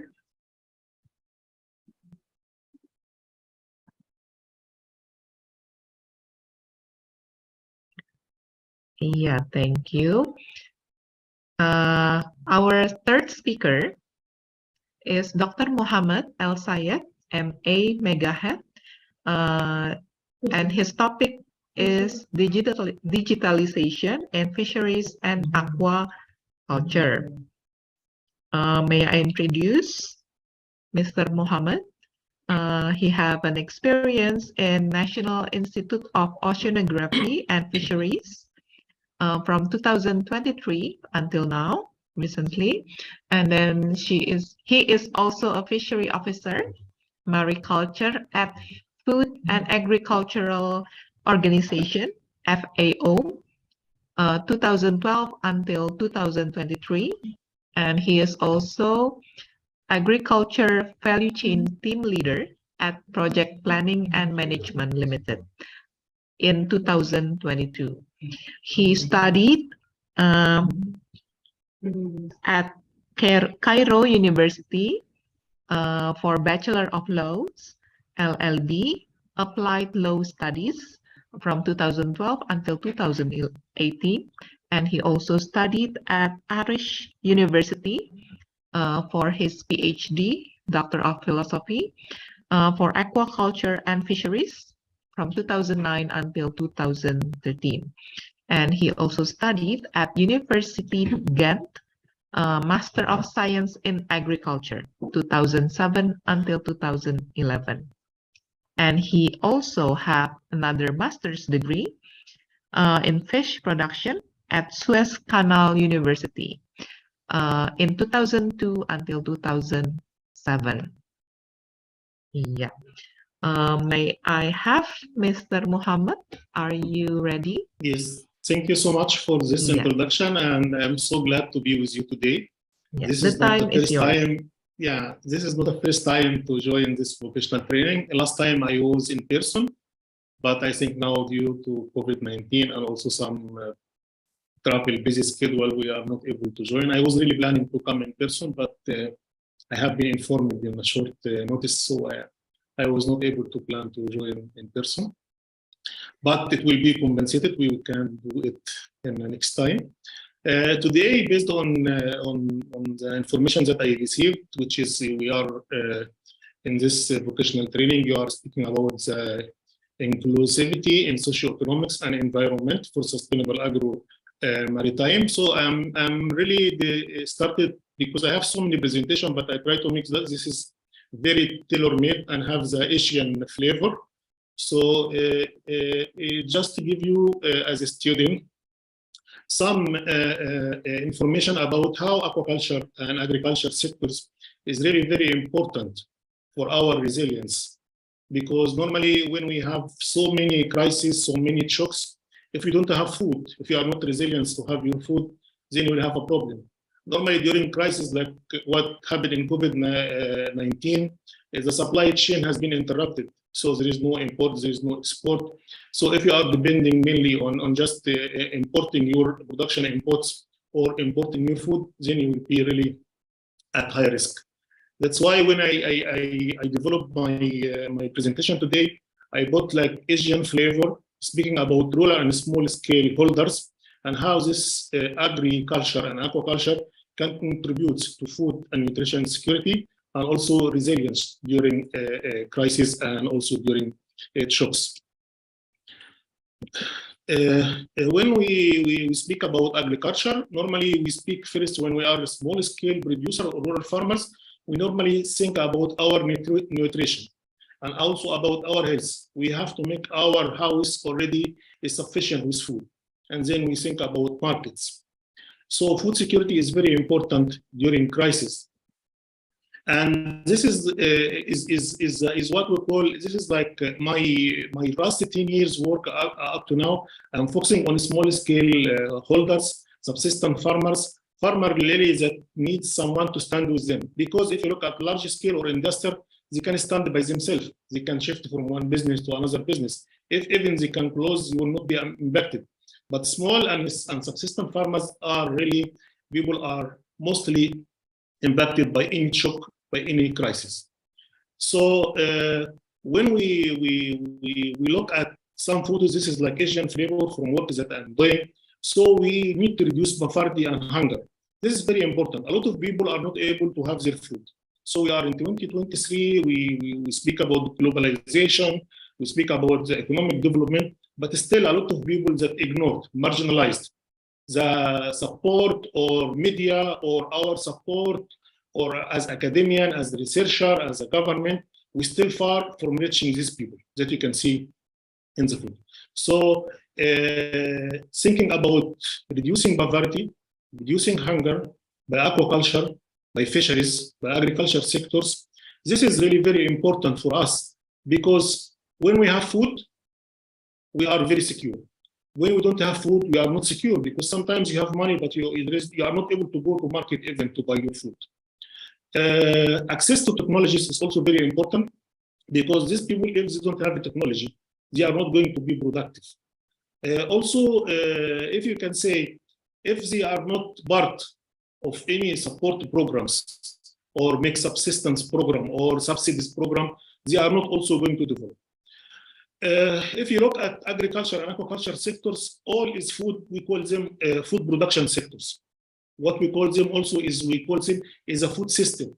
The food systems, when you look in these photos, you find like rice field, and this is in Cambodia, and this is like rice and brown farming. So the farmer here found himself like when we produce rice only, he's not achieving profit.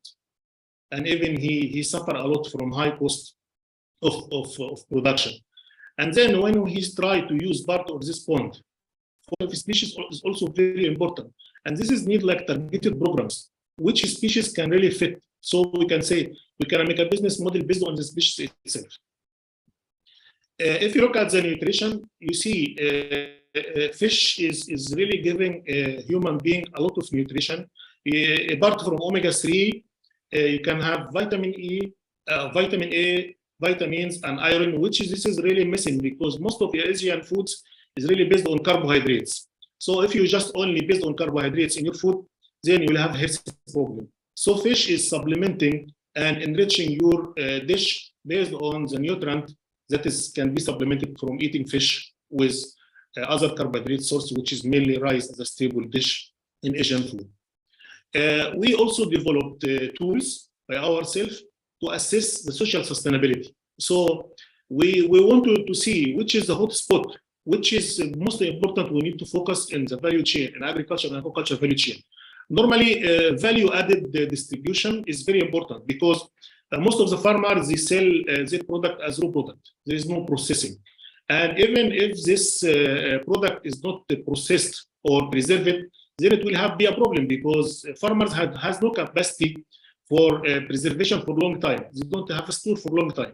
So when we started to check which is the hot spot in the sustainability, social sustainability analysis, we find like value addition is very important to consider it. So normally in social analysis also we consider gender equality.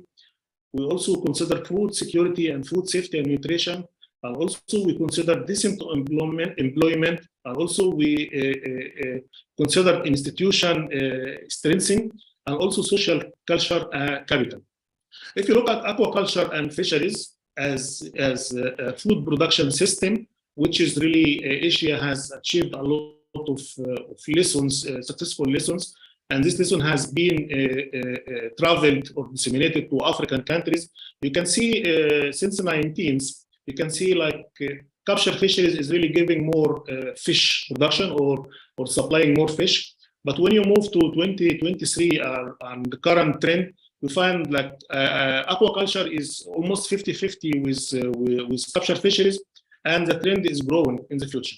But to achieve just, there is a lot of focus should be done in a country, or you as a student, or you consider in your research and future research, is about innovation. What kind of innovation that can be tailor-made to your country to improve production, whether it is agriculture, aquaculture integration, or just aquaculture itself. You want to look at the regulation. As the regulation and policy is really helping you to achieve this innovation. You look also for the simple technologies which can be afforded by farmers. Also, you need the monitoring and compliance, and also supply and demand, which is how you can feed the value chain to achieve at the end a product is a targeted product. If you look at the world aquaculture map, every continent has aquaculture activity. Some continent is a giant continent, which is, you can see Asian countries is a giant, because aquaculture and fish consumption is part of their culture. Normally, United Nations and FAO and other organizations, they set every person, like per capita, he has to consume certain amount of fish, which in average 22.5 kilograms per year. Some countries achieve this, and some countries didn't achieve this, because they said this is amount of fish that can make you to live healthy, can provide you with all nutrition. So you need to fill the gap. If you say I have this number of population and my population is going to grow in the future, then how much increment in aquaculture, which percentage that I need to fill the gap in food security, especially fish protein. If you look at what we call it ecological footprint, how aquaculture and other livestock and agricultural activity is contribution to greenhouse gases emission. You can see aquaculture is the lowest. Fish production or bivalve is the lowest contribution to greenhouse gas emission. So aquaculture is really didn't contribute to impact the climate change. And even the value chain for aquaculture is very simple and trackable.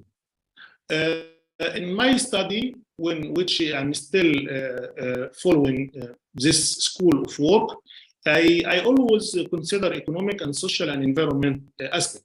So in economic, I want to see which factors really is impacting aquaculture development in many countries. We can see like feeds.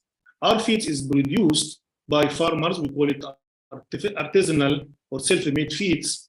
All these feeds is available by credit, or farmer can access these feeds, because you want to produce 1 kilogram of fish, you need, when you are performing very well, you need 1 kilogram of feed. So if I'm going to make a projection of the amount of feed that I need to be economically profitable activity in aquaculture, then how much feed I need? Are the ingredients really available? Are I having capacity to produce it on farm, or I should buy it from international company? And this is really at the end is going to give me return on my investment or not. Also social, because also you need to have empowerment programs, especially for marginalized group of people, which is youth and also women. So you need also stronger governance to have labor regulations, which you can say, okay, there is insurance scheme for laborers that working in aquaculture, so you can protect these workers. Also environment, because as we say, we need to consider more about the environment, effluents from the farm, about also genetic modification and genetic adaptation to the climate change, especially when temperature is increasing. We need species that are more adaptive. So the hotspot aspects of environmental aspect is, we can say aquaculture can contribute to eutrophication, freshwater use. Many countries has also limited or they have a problem with availability of fresh water. Land use, many of Asian countries has land use, and also European Union now started to make a new policy and regulation for export any product from Asia to European Union based on deforestation free. So if you are going to cut the tree just to establish your agriculture or aquaculture farm, then you are at risk, because you will be under the penalty of this policy, which is called deforestation free value chain product. Ecotoxicity from the chemicals that farmers is using without any control. Biodiversity, about invasive species and species that have been introduced as exchange between farmers. Also the climate change and energy use. Energy is very important in aquaculture. As you can see here, budding wheels, and this is to have intensification to increase the production. You should really have energy to power these budding wheels. And also biotic depletion, which about species when you have high mortality during disease. If you look also about the selection of species, sometimes when you look at the future about the environment, you have to look about the species with low ecological impact on the environment. Some species really, we call it low trophic species, then you don't need really more proteins, you don't need really to put more artificial feeds, and they can depend on the primary productivity. Then if you are going to produce this, maybe you can avoid the economic problems and also environmental problems using artificial feeds. We start also to develop models, and this toolkit we have, we can share also with the student up in the needs. Let's say we develop it as a tool, you can put all your parameters and then can give you indicators about the hotspot. Hotspot always, which is comes in red, which is really highly concerning. The green one, not concerning, is okay when we did analysis. Some value, this is in some value chain. In some countries when electricity use has no problem. But in this country, you can find like water and ice consumption has a problem because maybe they have a limited availability of fresh water for production. And also impact of associated species, because some countries is importing species, so species on production, because they say this species is going to give us more profit. Like now vanami is moving around the world. It's coming from Hawaii, from different places, and comes to Indonesia, and from Indonesia going back to Africa. And this is really an issue with what we call it impact on associated species, and also appropriate element husbandry and handling, because this is related completely to disease. Nowadays, we have a problem with disease in shrimp. We have the problem of diseases with any aquatic species because of biosecurity. We speak about biosecurity is like, we call it like, maybe we speak still at desktop, but in the field, there is no really guidelines can help farmers, especially if you give example here, the subsistence farmer that is producing 200 kilograms of fish, and this one, he has no biosecurity measures, and then he has a problem, and then the disease can come from him and infect a big farmer that is producing 200 tons. So the problems comes from the small ones that he has no control, that you already ignore him, you are not helping him, but at the end is going to cause a problem to other producers around him. If you look at genetic improvement, in the previous time, we speak about genetic improvement like we need the growth rate because we need to double the production. We need to have a good performance. Fish can eat 1 kilogram, or at least 1 kilogram can give us 1 kilogram of fish. But nowadays we have to think about climate change adaptation. If temperature of the water is going to increase by 1.2, 0.5 or 1 or 2 degrees, how our species that we are producing now is currently is going to be adapted? How is going to perform under our farm? Are going to be dying, survival being low, a lot of disease could happen, it's not going to perform well, feeds that we are giving is not really giving good FCR. A lot of issues we have to consider from now. And this is, we call it tailor-made solutions. You have to tailor-made solution based on your situation. You cannot say, I'm going to import to buy solution from outside. No, solution should come from the country itself, because as we see, we know that the country, any life organism is about genetic and environmental interaction. So this is the genetics, the species that you have in your country, and this is your country environment. So the species is interacting with your environment. So it's going to adapt completely to your environment. If you look at the better aquatic animal feeds, we have a progress with aquaculture and the development in balanced feeds giving to aquaculture is helping aquaculture to grow more. But nowadays we have a concern about availability of fish meal, fish oil, and also about the price of the fish. If we are going to depend on fish meal in production of our feeds, then we'll be out of business. So also financial for development. So if we are going to set a target for 2020-30 to produce, for example, I'm going to increase by 20% by 2020-30, which is financial requirement to put into the system to make you to achieve your target. Because without financial development, without financial support, you are not going to achieve the gap. So the money that you put in with your farmers in your country is better than the money that you import fish for people to eat. So they can produce by themselves.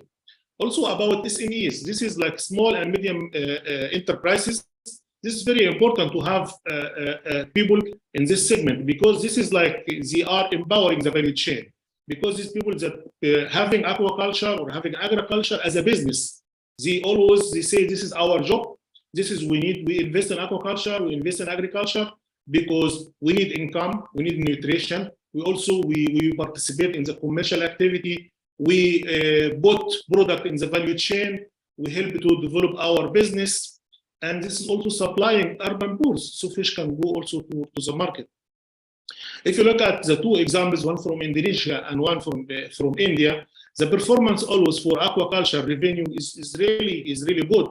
But this takes time. It takes time because you need to put a capacity buildings, you need to make communication programs, you have to make extension programs, you have to target people that don't have capacity, because these people really needs help from the government. A lot of projects funded by World Bank, by many other organizations, but this is need to reach to people that is really can achieve capacity, because these people is demanding now. When you put them in a capacity, next time they will not ask you for support, because now they can able to stand by themselves.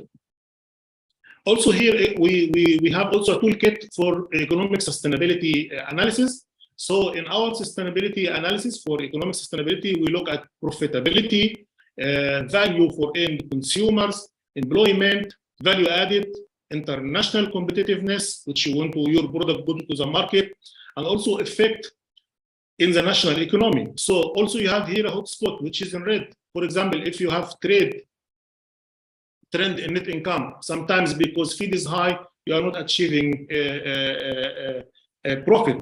Maybe there is a mortality. Maybe there is no good growth of your fish. Your performance of fish is not good. So this is also a tool that we are monitoring also economically how the agriculture and aquaculture sector is really performing. And also we try to consider in our work about the life cycle approach. So life cycle approach was, we need all aspect is really interrelated.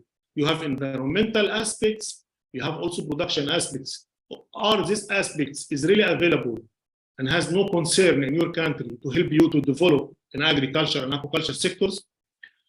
For example, resources like feed, seed, habitats, energy, food safety, social conflict, all this is very important to consider when you are planning to say that we are resilience, aquaculture resilience, agriculture resilience, or fisheries resilience community.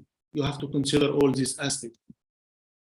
For example, if you look at the gross projection requirement, for example, if you look at aquaculture, I just gave some of years from our previous studies compared with one literature study.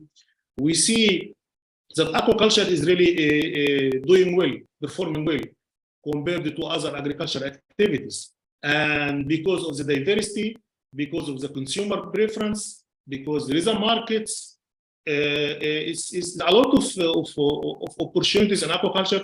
But this, if it has been done based on socio-economic and environmental really sustainability. If you look at the challenges, we need to look for a market. Who looks for the market? The one that has a business and really targeting international markets or local markets. So what affects his access to markets is sometimes is the price of the fish. So he finds the markets is already flooded with the fish, and because the cost of the production is high, maybe he has a problem with the market.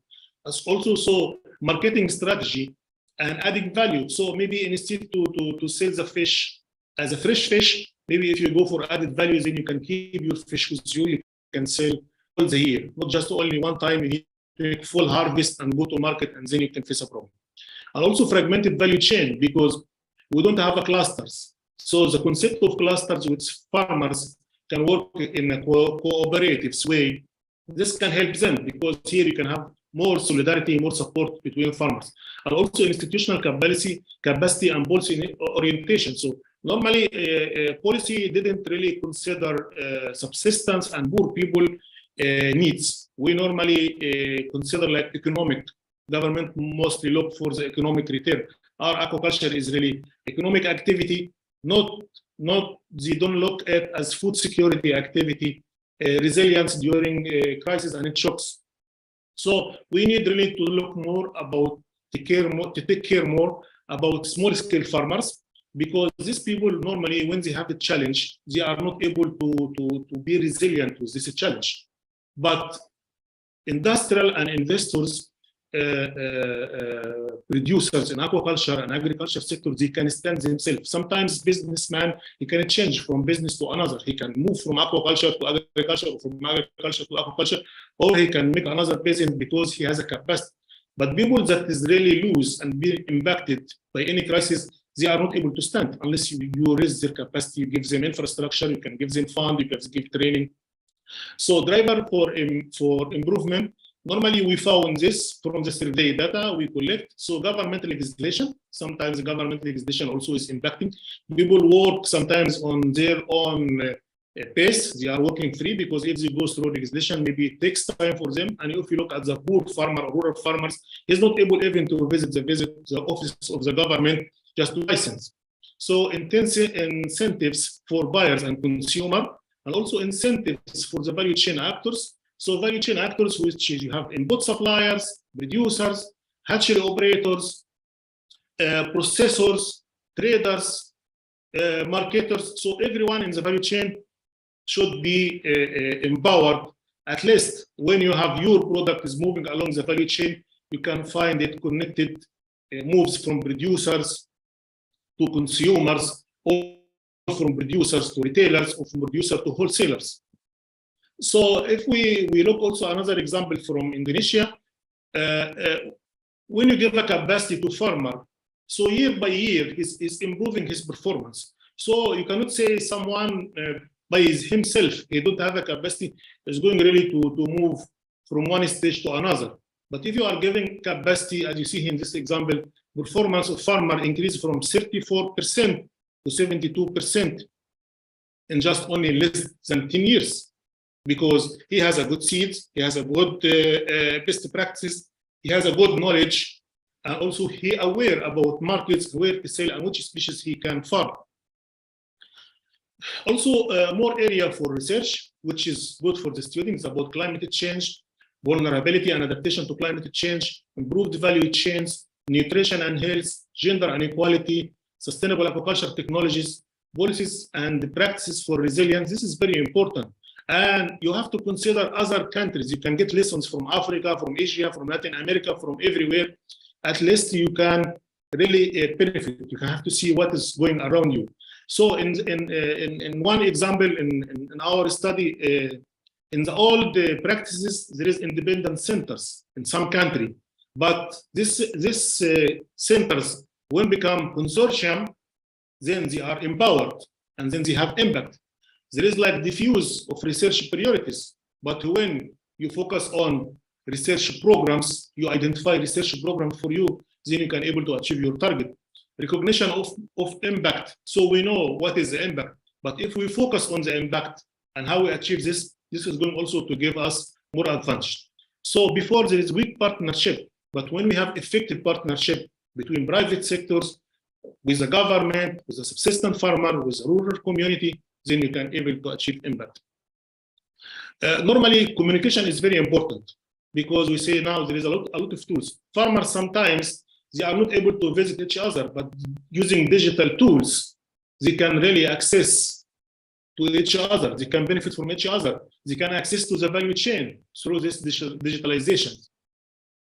And my recommendation from all our study until now, so we have to play a policy role. So we have to engage with the government to make the government is really connected directly with people as a primary research users. And this is, you have to seek interest between knowledge generation and also availability. And this is maybe could come with several situations, like maybe extension agents, digitalizations, knowledge sharings by different platforms, using radios, using TV, using mobile apps. This is also very important to access knowledge to farmer. And you have to develop a strategic vision, especially when you put risk, when you expect like crisis, COVID-19, it comes again. There is an interruption in the value chain. There is an interruption in the input supplier. So this is very important to consider. Thank you for your attention. And I'm just giving you short briefs, but hear my communication, I am going to share this presentation, and then you contact me if you need more information about what I presented you.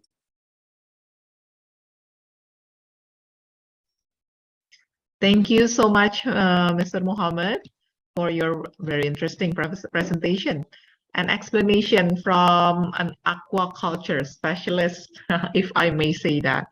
Especially your presentation about the small-scale fishermen and also the small-scale farmers. Yes. We also appreciate your insights for aquaculture in Indonesia. I'm trying to give you off, because we have Asian flavor, we have also European, Latin America, but because now we are in Asia, so I'm trying to put, because what we presented here is just part of our study. So we generate these graphs and tables from our study to be really touching the ground and to be in more reality when we speak with you. Yeah, thank you so much. And also we enjoy your selfies. Thank you so much. Okay, now we are coming to the next session, that is question and answer session. We invite all of the participants to ask their question by raising their hands through the emoticon of raised hands. You can find it on the bottom of your Zoom. And if you cannot open your mic, if you have trouble with your mic, you can also write down your questions at the chat Zoom. Okay, is there any questions or is there anyone who raised their hand? Okay, we have Deviana here. She is our student from College of Vocational Studies. Okay, Deviana, you can open your mic, introduce yourself, and ask your questions, please. Okay, Miss. Thank you for the opportunity. I'm Deviana. I would like ask about reduce gender gaps that mentioned before at your presentation of harnessing the potential about aquatic agriculture system for the poor and vulnerable. Can you explain more detail what the meaning is about reduce gender gaps at this section? Thank you. Yes, thank you so much. Normally, when we started to work in aquaculture like 15 years ago in Asia, when we sit on the tables with policymakers and government officials, we normally found ladies sit on the back of our meetings. So they are not with us on the table.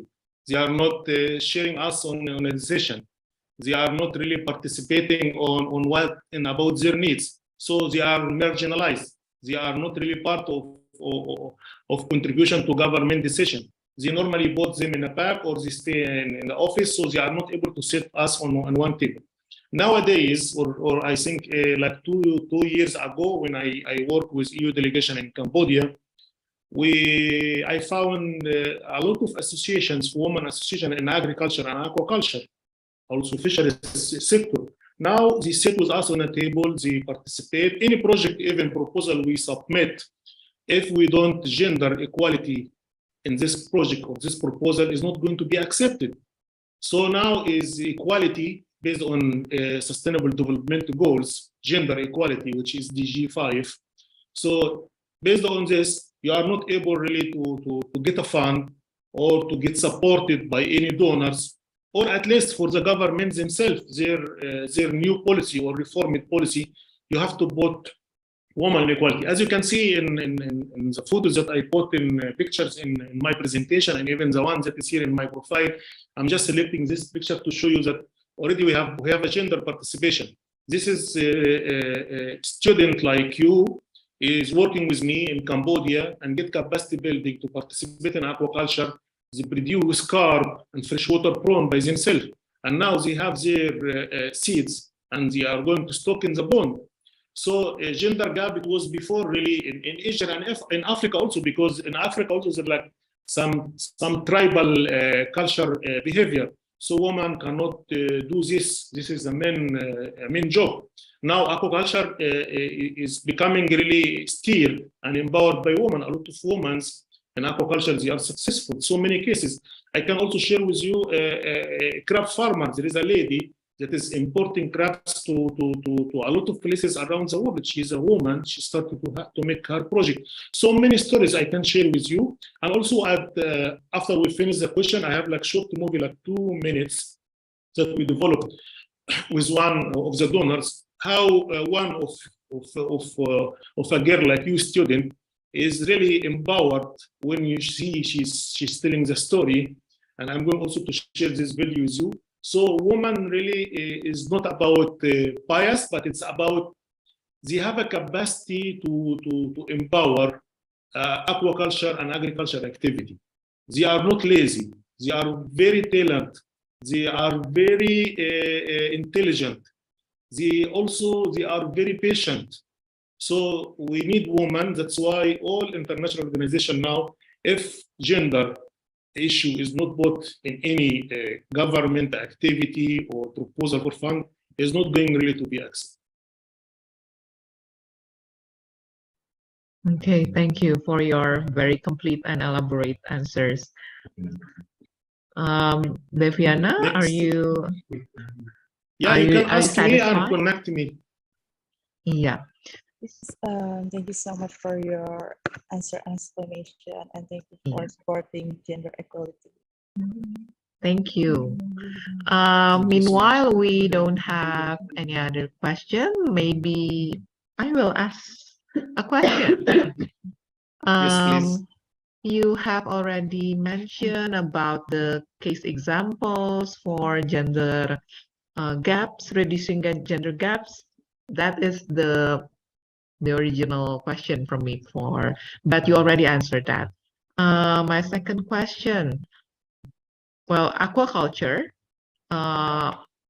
becoming a solution for decreasing the number of non-aquaculture production. Well, in your opinion, which one is our priority? Is it to restore the non-aquaculture ecosystem or vice versa? Thank you so much. This is very intelligent questions. Normally, when we look at the history of capture fisheries, you can see is declining year by year. And in some years, like last 5 years, we say we become like on plateau, overexploited. Most of the major capture fisheries in the world has overexploited. So before, because we have more capture fisheries product, then we have a discard. And this discard of some non-consumed fish is going to be for fish meal to foil aquaculture production, which is going to the feed. Nowadays, there is no fish meal because the fish that you are using before as a fish meal is now people is consuming because there is a less production from the capture fisheries. In capture fisheries, you are work on predictability. You are not sure that this year you can get enough fish to feed your nations. But in aquaculture, you are planning is investment. I do calculation. I bought this. I have this area of bond area that you can come back. How many come back? And then you can bought ikan or odan. So you plan now. You plan. I'm targeting like 100 tons of shrimp this year. Then you plan. So you are sure you are going to produce. For example, also the fish that is reach 1 kilogram in 1 year in aquaculture, it takes 4 years in capture fishes to reach to 1 kilogram. So now you save time. And also you have a predictability of the production. So aquaculture is a planning. So you plan to fill the gap. You plan to achieve business. You plan to achieve food security. You plan to achieve nutrition security. But in capture fisheries is overexploited. There is like what we call it IUU fishing, illegal, unreported, unregulated fishing. So maybe Chinese ship can come and fish in your area because there is no fish in their water. They can go and also use EEZ zone, economic exclusive zones for African coastal area. So it means now people is run behind the fish, but now you bring the fish into your pond under control, completely controlled. By this, you can say, okay, I'm going to manage the food security and food gaps in my country by aquaculture, not by capture fisheries. Capture fisheries normally is a social sector because people born as a fisherman and I born in a fisherman and I become a family of fishermen, and this has become our culture. We cannot do other business. We cannot be hired to work in industry or to work in agriculture or to work in aquaculture because we feel like we like being on our own. We are open access. We go to open access resources because it become like social culture. But when you look at aquaculture, is really completely business because you plan. You are planning. You have land. You have water. You have species. It's like a value chain. It's a controlled value chain.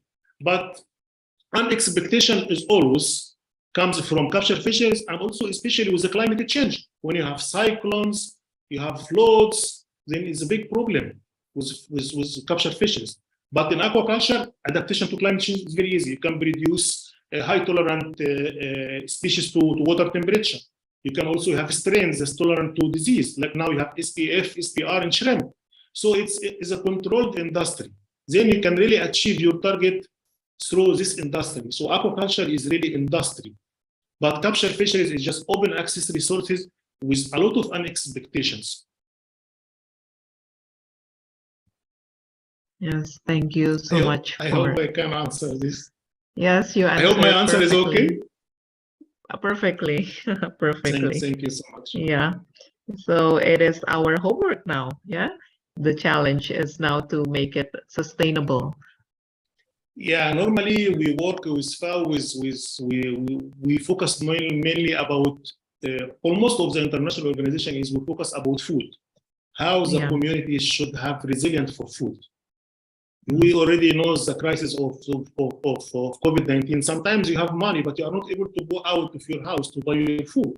It's a big problem. Fishermen in COVID-19 are not able to access the resources, but the farmer that has pond in front of his house, he already set there and he can produce.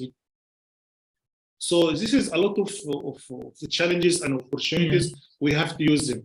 I have a short movie here, like 2 minutes or 3 minutes. I can, if you have time, I can share with you. It just depends on your availability. Yes, please. If you want to share it with us now. Yeah, I'm trying to. Yeah, it's here. But let me know if it's working or not. It is working, but you hear the voice? There's no sound. There's no sound, right? Yeah.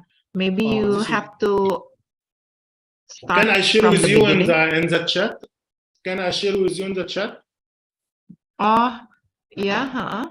Or maybe you can stop your share screen and start it again. But when you start the share screen, you have to tick the box below, right below, audio, if I'm not mistaken. You have to tick that box, that small box. Is it possible to share with you? You can present. It is possible also, yeah. And we will have our technician to share it. Yeah.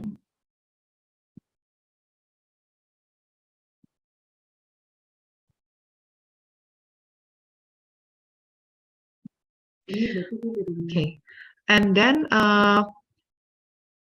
while we're waiting, we also have another question. Yes, please. I already shared with you, so it's coming to you. Yeah, but who have questions? Okay, Zevanya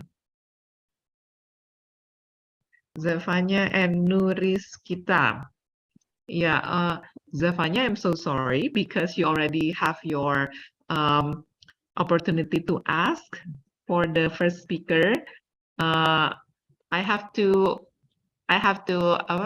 give the opportunity for the other participant, that is Nuriskita. Yeah, Nuriskita, can you unmute yourself? Nuriskita? Can you hear me? Yeah, you can introduce yourself first and then ask your question. Mr. Muhammad, while we Yes, are please. waiting our technician to prepare the video, I think it will be better if we have the opportunity for one last question. Yes, please. Yes, please, Nuriskita. Okay, first of all, thank you so much for the opportunity, Ms. Tanya and Mr. Mohammed. So, my name is Nuriskita Olihanapa. You can call me Olia for short. I am from School of Vocational Studies, IPB University, majoring software engineering technology. So, since I am from software engineering technology and I don't really have such a background about aquaculture or agriculture before, I'm really interested to know more about the potential impact of technology integration in improving fisheries and aquaculture practices. So specifically, how can advancement in aquaculture systems and digital tools can help in reducing poverty and hunger, while also ensuring inclusivity and equal opportunities for small-scale farmers and marginalized communities? And could you please also provide examples of specific technologies that have been successfully implemented in this context, perhaps? Thank you so much for the opportunity. Thank you so much. We normally work currently on a digitalization in aquaculture and fisheries sector.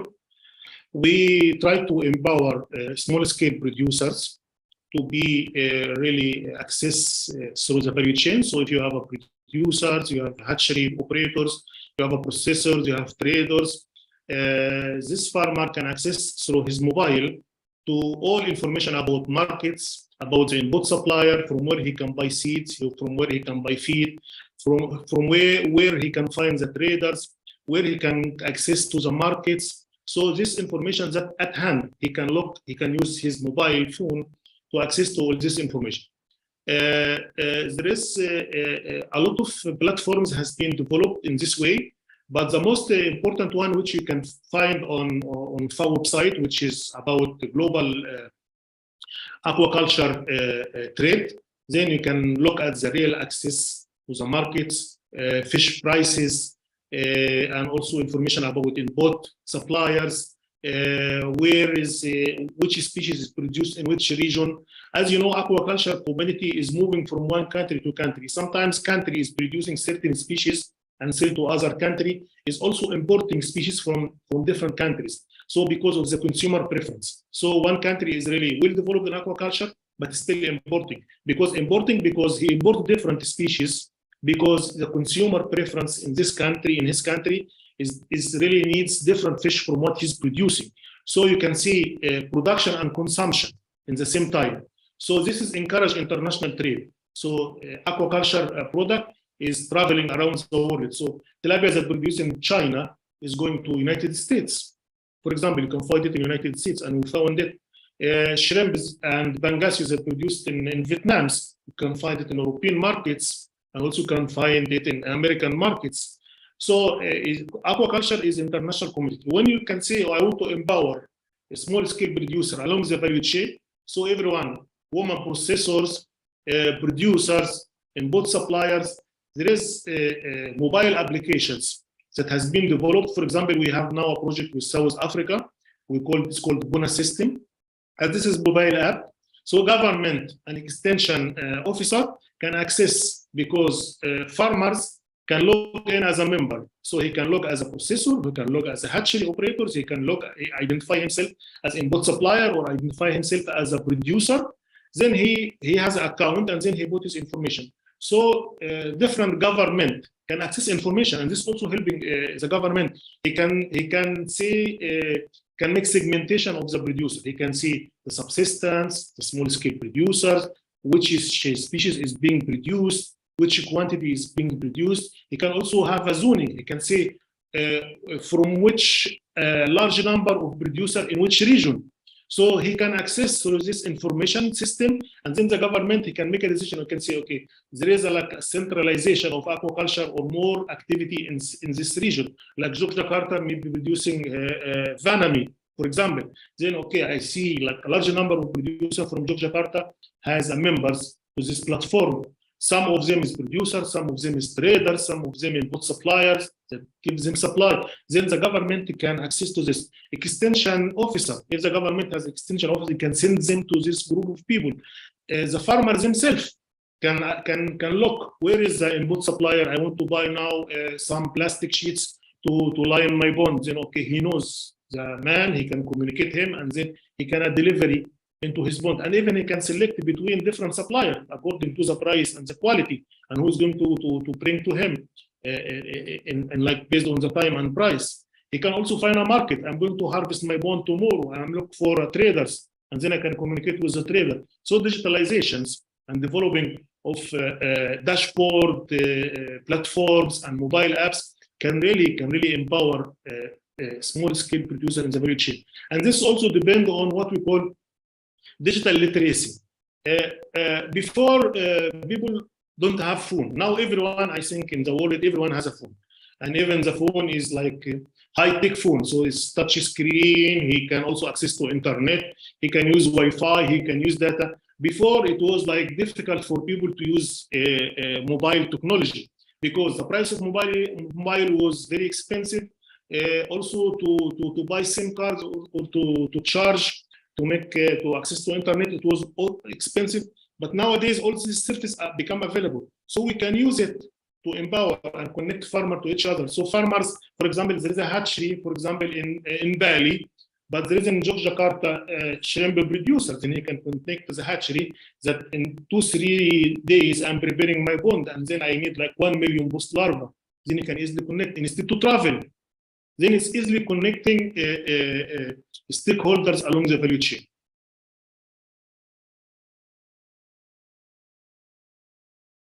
So many cases, I said to you, bonus system, which is we are developing now in Africa, is a good example. So many apps is free on Google Play, but we don't trust them. But as I said to you, we have to make like demand-driven solution. It depends on the needs, our needs. We have to make tailor-made solution based on our needs. So I can develop this, for example, apps for aqua subsistence producers. I can say, okay, tilapia producer app. Maybe if this people is more specialized in tilapia and there is a lot of production in tilapia, I can make it general in aquaculture app. Then you can find all suppliers, all stakeholders along the value chain is really connected. And this can facilitate communication and also can accelerate the business. Okay, thank you so much for your answer. It's very complete. Thank you so much. Nuris kita. Is it enough? Yeah, thank you so much for the explanation, Mr. Mohammed. Thank you so much, Ms. Sonia.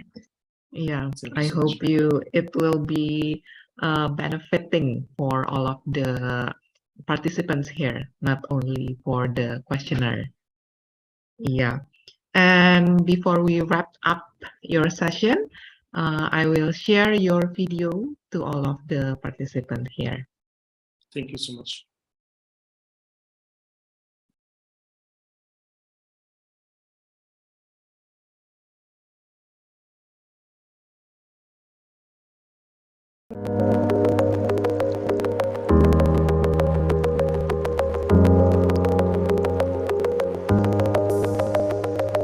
Nênខ្ញុំឈ្មោះអ្នកស្រីពៅជានិស្សិតមកពីវិទ្យាស្ថានជាតិកសិកម្មប្រៃលៀបសប្តាហ៍ថ្ងៃនឹងខ្ញុំមានមុខរបរជានិស្សិតខ្ញុំមកសរសេរសារណាបញ្ចប់ការសិក្សាប្រធានបទកម្មវិធីអភិវឌ្ឍមេបាពូជឲ្យបានល្អប្រសើរនៅក្នុងប្រទេសកម្ពុជាខ្ញុំមកសរសេរសារណាបញ្ចប់ការសិក្សានៅទីនេះ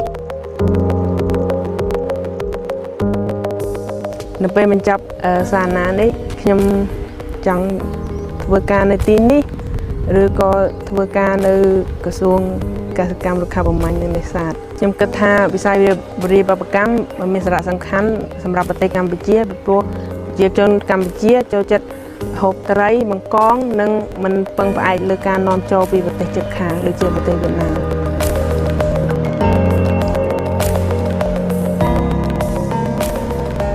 ចំពោះសារណាបទរបស់ខ្ញុំនេះគឺមានការគាំទ្រដោយអង្គការសហគមន៍អឺរ៉ុប EU និង AFD ក្នុងរដ្ឋបាលជលផលដែលជួយផ្គត់ផ្គង់ទាំងសម្ភារៈនិងទ្រឹស្ដីដែលដឹកនាំដោយដុកទ័រមហាម៉ាត់ជាអ្នកបង្ហាត់បង្រៀនទាំងទ្រឹស្ដីនិងការអនុវត្ត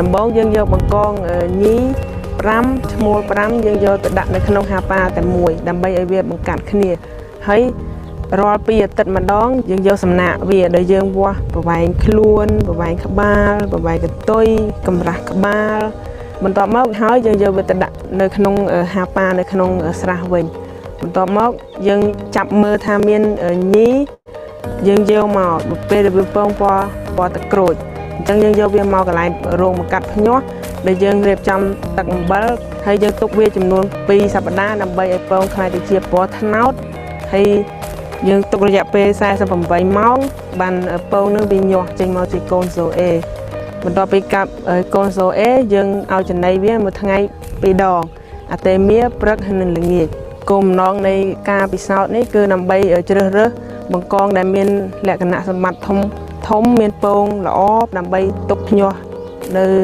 ជំនាន់ក្រោយ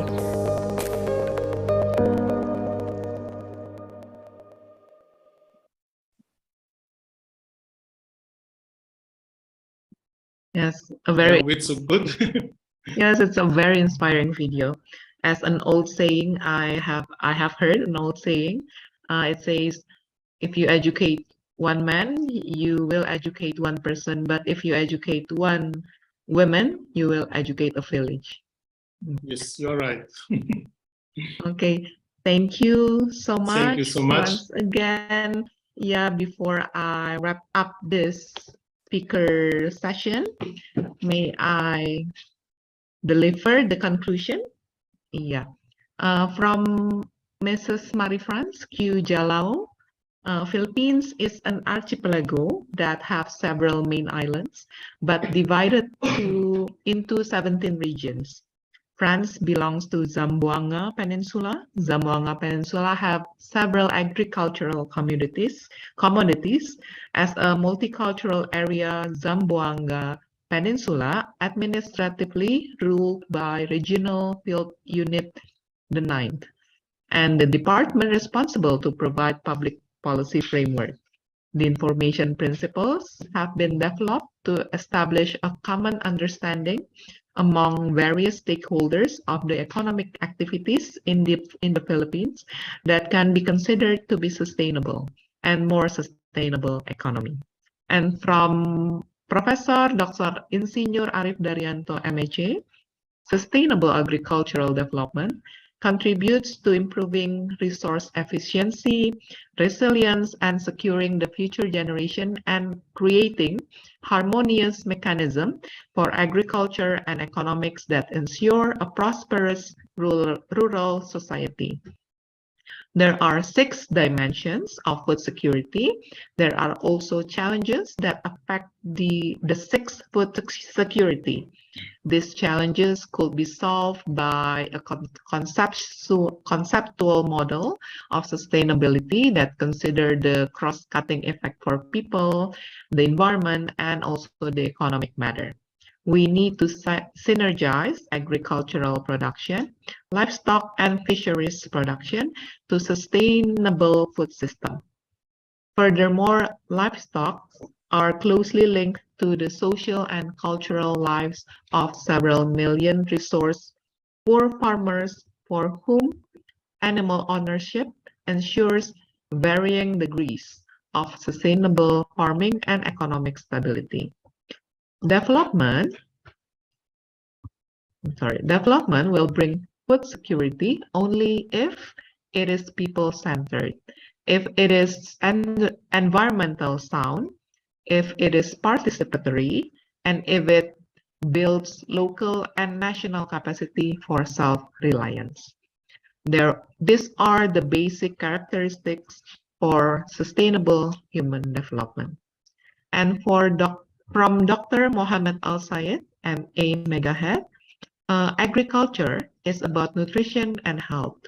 We need to reduce poverty and hunger by improving fisheries, agriculture, and agriculture.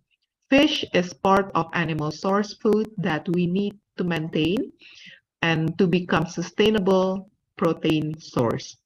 Environmental sustainability overview include climate change, where carbon footprint and fish stock sustainability, biodiversity and ecosystems, animal health and welfare.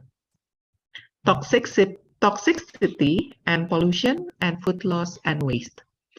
Genetic improvement and dissemination presents good opportunities in fisheries. Better aquatic animal feeds and practices needed. Small and medium enterprise, important for supplying urban, poor, and household. Life cycle approach is needed between environmental and production aspects for aquaculture, fisheries, and agriculture resilience. Drivers of improvements in practice, government legislation or policy, incentives for buyer, chain actors, and farmers is needed because better management delivers reduced risk and improved outcomes. We need to play policy role in seeking to balance interest between knowledge generation and the ability to facilitate knowledge sharing and develop strategic vision in fisheries, aquaculture, and also agriculture. Okay, ladies and gentlemen, due to our limited time, I'm sorry because not all of the questions we can read today. I would like to say thank you for all of our wonderful and inspiring presenter, and also to all active participants for their insights and participation. We have already shared the link for your certificate. You can fill in the link so you can get your certificate auto-generated. Yeah, the certificate will be delivered to your email if on the email that you registered on the link. Yeah, all of you, can you please give a big applause via emoticon by clicking the clap hand icon. Thank you for all the presenters, participants, and also the committee, and also last but not least our MC. Have a nice day, stay healthy, and keep your spirit. Please do not leave this Zoom session because we still have another session that is certificate delivering. Mrs. Ira, I give the session to you, please. Muted already.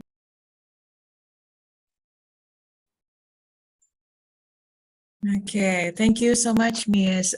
Tonya, for leading the sessions, and also thank you to the speakers, Ms. Marie France, Professor Arif Daryanto, and Dr. Mohammed Al-Sayed for the presentations. Our appreciations to the keynote speakers. Please allow us to present the certificates on screen. Yeah, please, the committee. Also to Ms. Tonya as the moderator of today's webinar, please show us the e-certificates. There they are.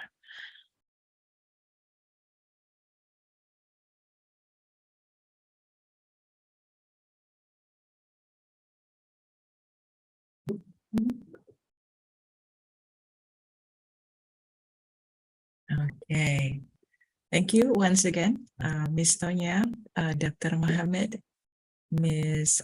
France, and Professor Arif Daryanto for your valuable contributions. Okay, all right, ladies and gentlemen. Okay, that's all what we've got for you today. We believe that this is beneficial, so we are looking forward to having you back to our next webinar. So please stay updated with the schedule. To end up then, on behalf of the College of Vocational Studies of IPB University, thank you for joining us. Have a great rest of your day. Wassalamualaikum. Thank you so much, everyone. There is a question from Manuel Luzada. How about the participants not included in the grouping? Manuel, which summer course are you participating? Is it the agro industry or animal?